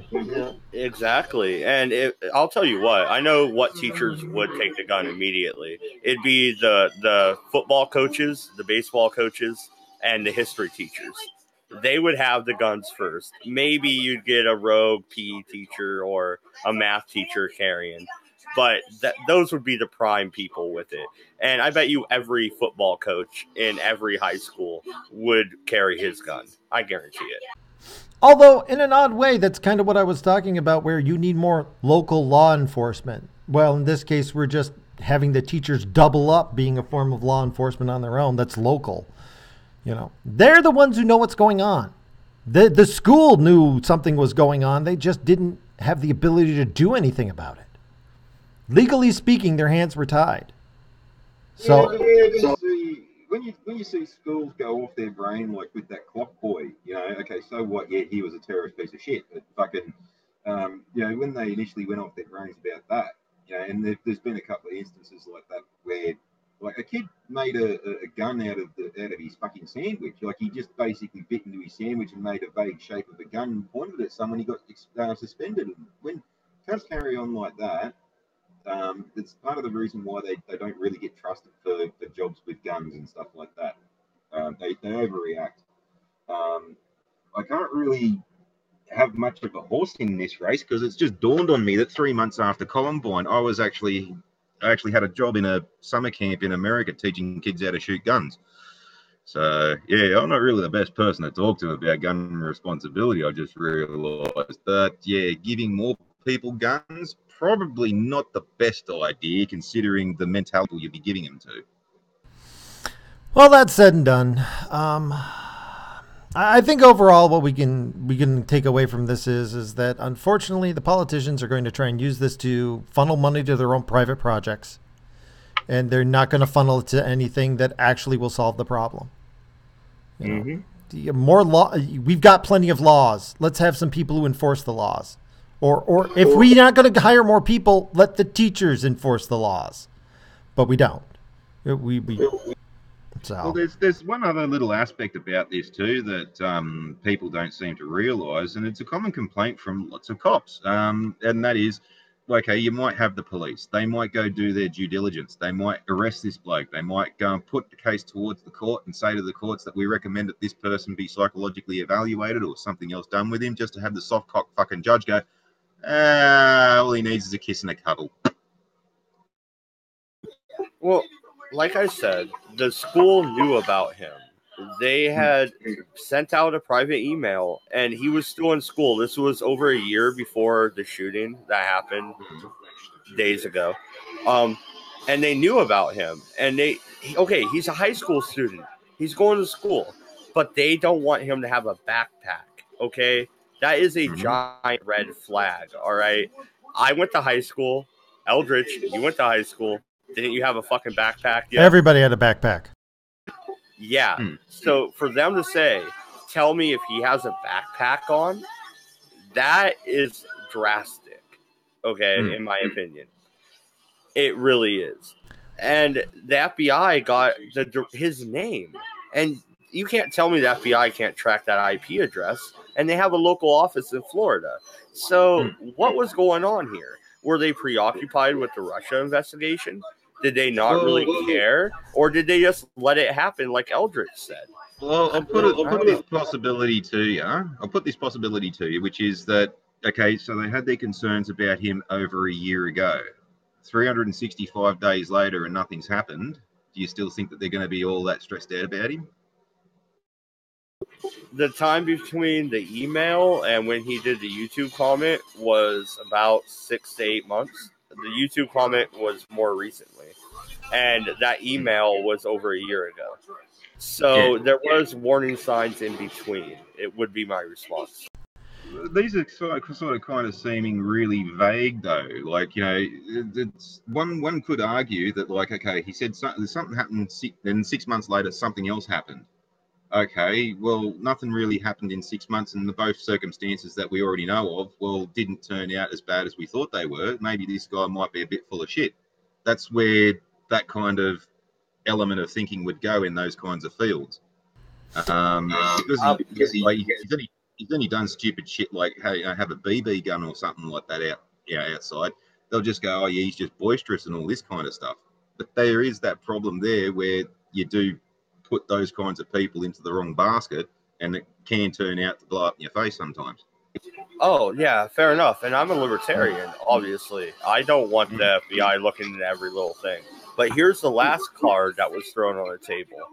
The day before, on February 13th, he put out a Facebook video saying something big's going to happen. And, you know, there's historical significance to February 14th.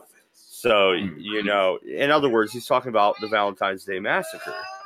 That's what I got because I'm a history buff. I knew what he was talking about immediately.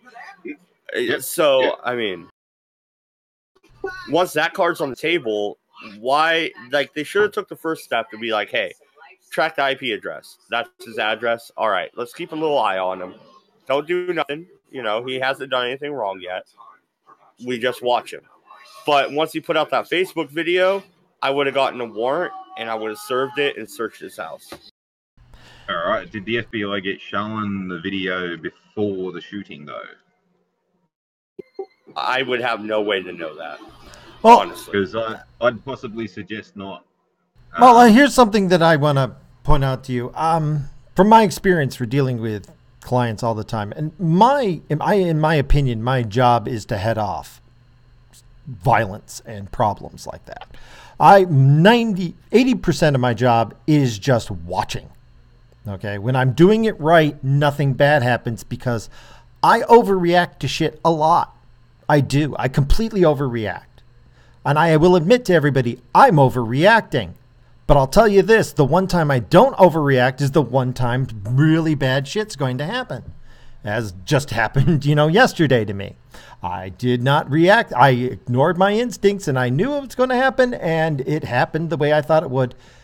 But the reason why it was predicted that way and it happened is because every other time I've intercepted it. And so I've been told, oh, nothing bad's going to happen. Nothing bad happens around me because I stop it all the time. Now, in this case here, I'm going to tell you right now from my personal experience, he telegraphed this for a year. It wasn't like something a year ago and then he kept his mouth shut and then he just did something yesterday, the day before. Hell no. This kid has been sending up warning flags and signs and flares and freaking everything for years, probably before a year ago. And if somebody was watching him and somebody was properly paranoid, they would tell. And they'd be able to go, hey, wait a minute, this is a problem. And people, well, nothing's going to happen. Well, statistically speaking, you're right. But I'm going to treat it like it's a 5-alarm fire, and hopefully I'll be wrong. But it's the mentality today. It's mentality with my supervisors. It's the mentality in this, which is you need to be permissive and you can't overreact. Well, then this is what happens. And it isn't gun laws which is going to save you. It's not more mental treatment that's going to save you. If you don't do anything when you get the warning signs, it don't matter. You can have all the mental treatment in the world. It won't help if you don't act on these paranoid. And you don't have to act much. I mean, I'm sure a lot of just showing up and saying, dude, you're talking about murdering a bunch of people. Why don't we come down to the station and have a little chat for 24 hours? You could have shut that down like that day. Like he would have gotten the crap scared of him. His parents probably were still alive at that time, and they would have overreacted and said, you're a bunch of Nazis and you hate the world and shit like that. But I'm willing to bet if you had properly scared the crap out of him and convinced him that people actually aren't all assholes and some people actually care about other human beings. Because usually when people are acting like this, it's actually just crying out for, hey, somebody stop me. That has been my experience. Somebody stop me. I'm out of control. I know I'm out of control. Please stop me. I am going to rant more about this. But well, no, it's like a heroin addict that can't stop, and they keep taking so much. Sooner or later, they kill themselves. But the whole time, they're begging for help. I mean, you could see that they're slipping. You can watch them deteriorate if you actually cared. And they notice that, and they notice that you don't care, and they keep shooting up, and they keep doing it. In my opinion here,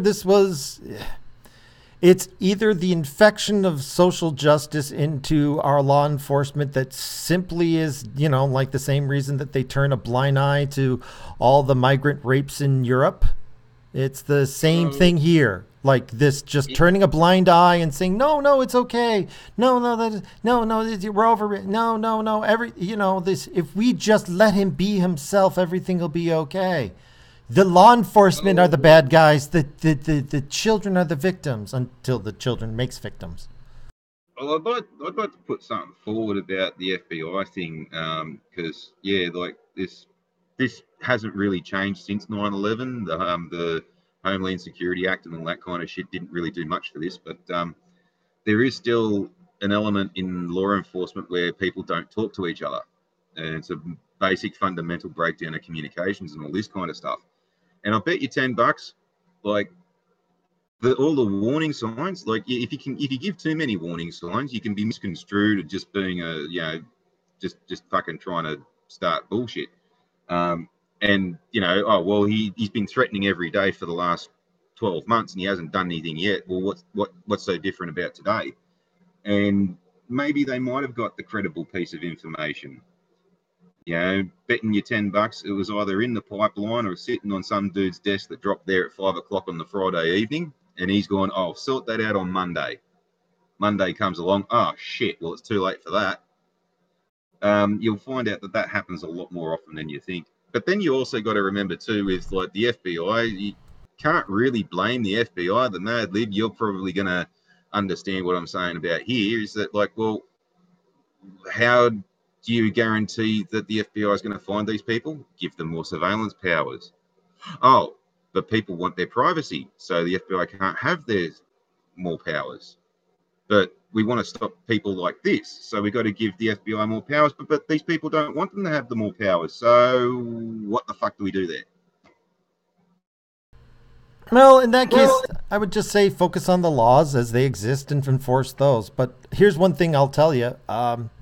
When I was doing the suicide prevention hotline so many years ago, where I was on we went into the call center as opposed to doing online what I do now. In the call center, there was one guy who would call at practically the same minute every week to talk about how he was going to kill himself. And it was kind of a running joke. But the thing is like, oh, this guy's never killed himself. He just calls in every week. He just wants the attention and help. But it's along the lines of, yes, but we take every time he calls in just as seriously as the first time, because you don't know if this is the one time he's going to kill himself. You know, you don't blow him off and say you're never going to kill himself, because then if he goes off to kill himself to prove you wrong, aren't you going to feel like shit? This kid warned everybody every day for a year and never did anything, and everybody blew it up. No, you've got to take it seriously the first time he says he's going to kill a bunch of people and the last time he says he's going to kill a bunch of people. Because that's your job. That's the job. That's what you're paid to do. Sorry, it's an inconvenience. Anyway. Not everybody does their job properly. Well, yeah, and that's another reason I agree with you, Eldritch, about localizing the police force and giving the FBI less powers. And you're right. I'm not sure Farty Von Brooms. that can't be your real fucking. That can't be your real name, or like screen name. But goddamn it, no. If the FBI didn't have to have all these overreaching powers and be the ultimate authority in these type of things, then we could delegate the powers to local governments, and the local governments and the local sheriff's department and local police departments could do a way better job in actually watching these people, especially in small cities or districts where you have a school. So ultimately, the FBI is at fault because they have that power. That's what they have to do now, but they shouldn't have to do it. Yeah, I think that's a good place to wrap this up. Any final comments? Yeah.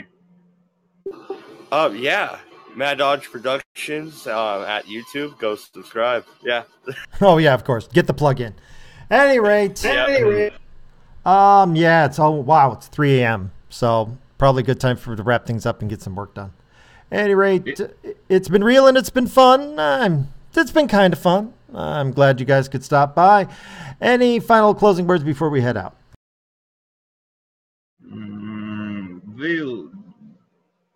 Veal's deer in it. There's a joke in there. Gotcha. Baseball season's about ready to start. Go Dodgers. I hate to say it. I've sworn off all sports. Spring training. Well, spring training at least. It's not quite the season, but No, I know what you're talking about, but after the whole NFL thing, I've given up all sports. Are they jammy Dodgers? Okay. No referring to them as pastries. They're an okay team, okay? No for referring to them as pastries. At any rate. Any last words before we head out? Meh. That's as good a way to end it as anything.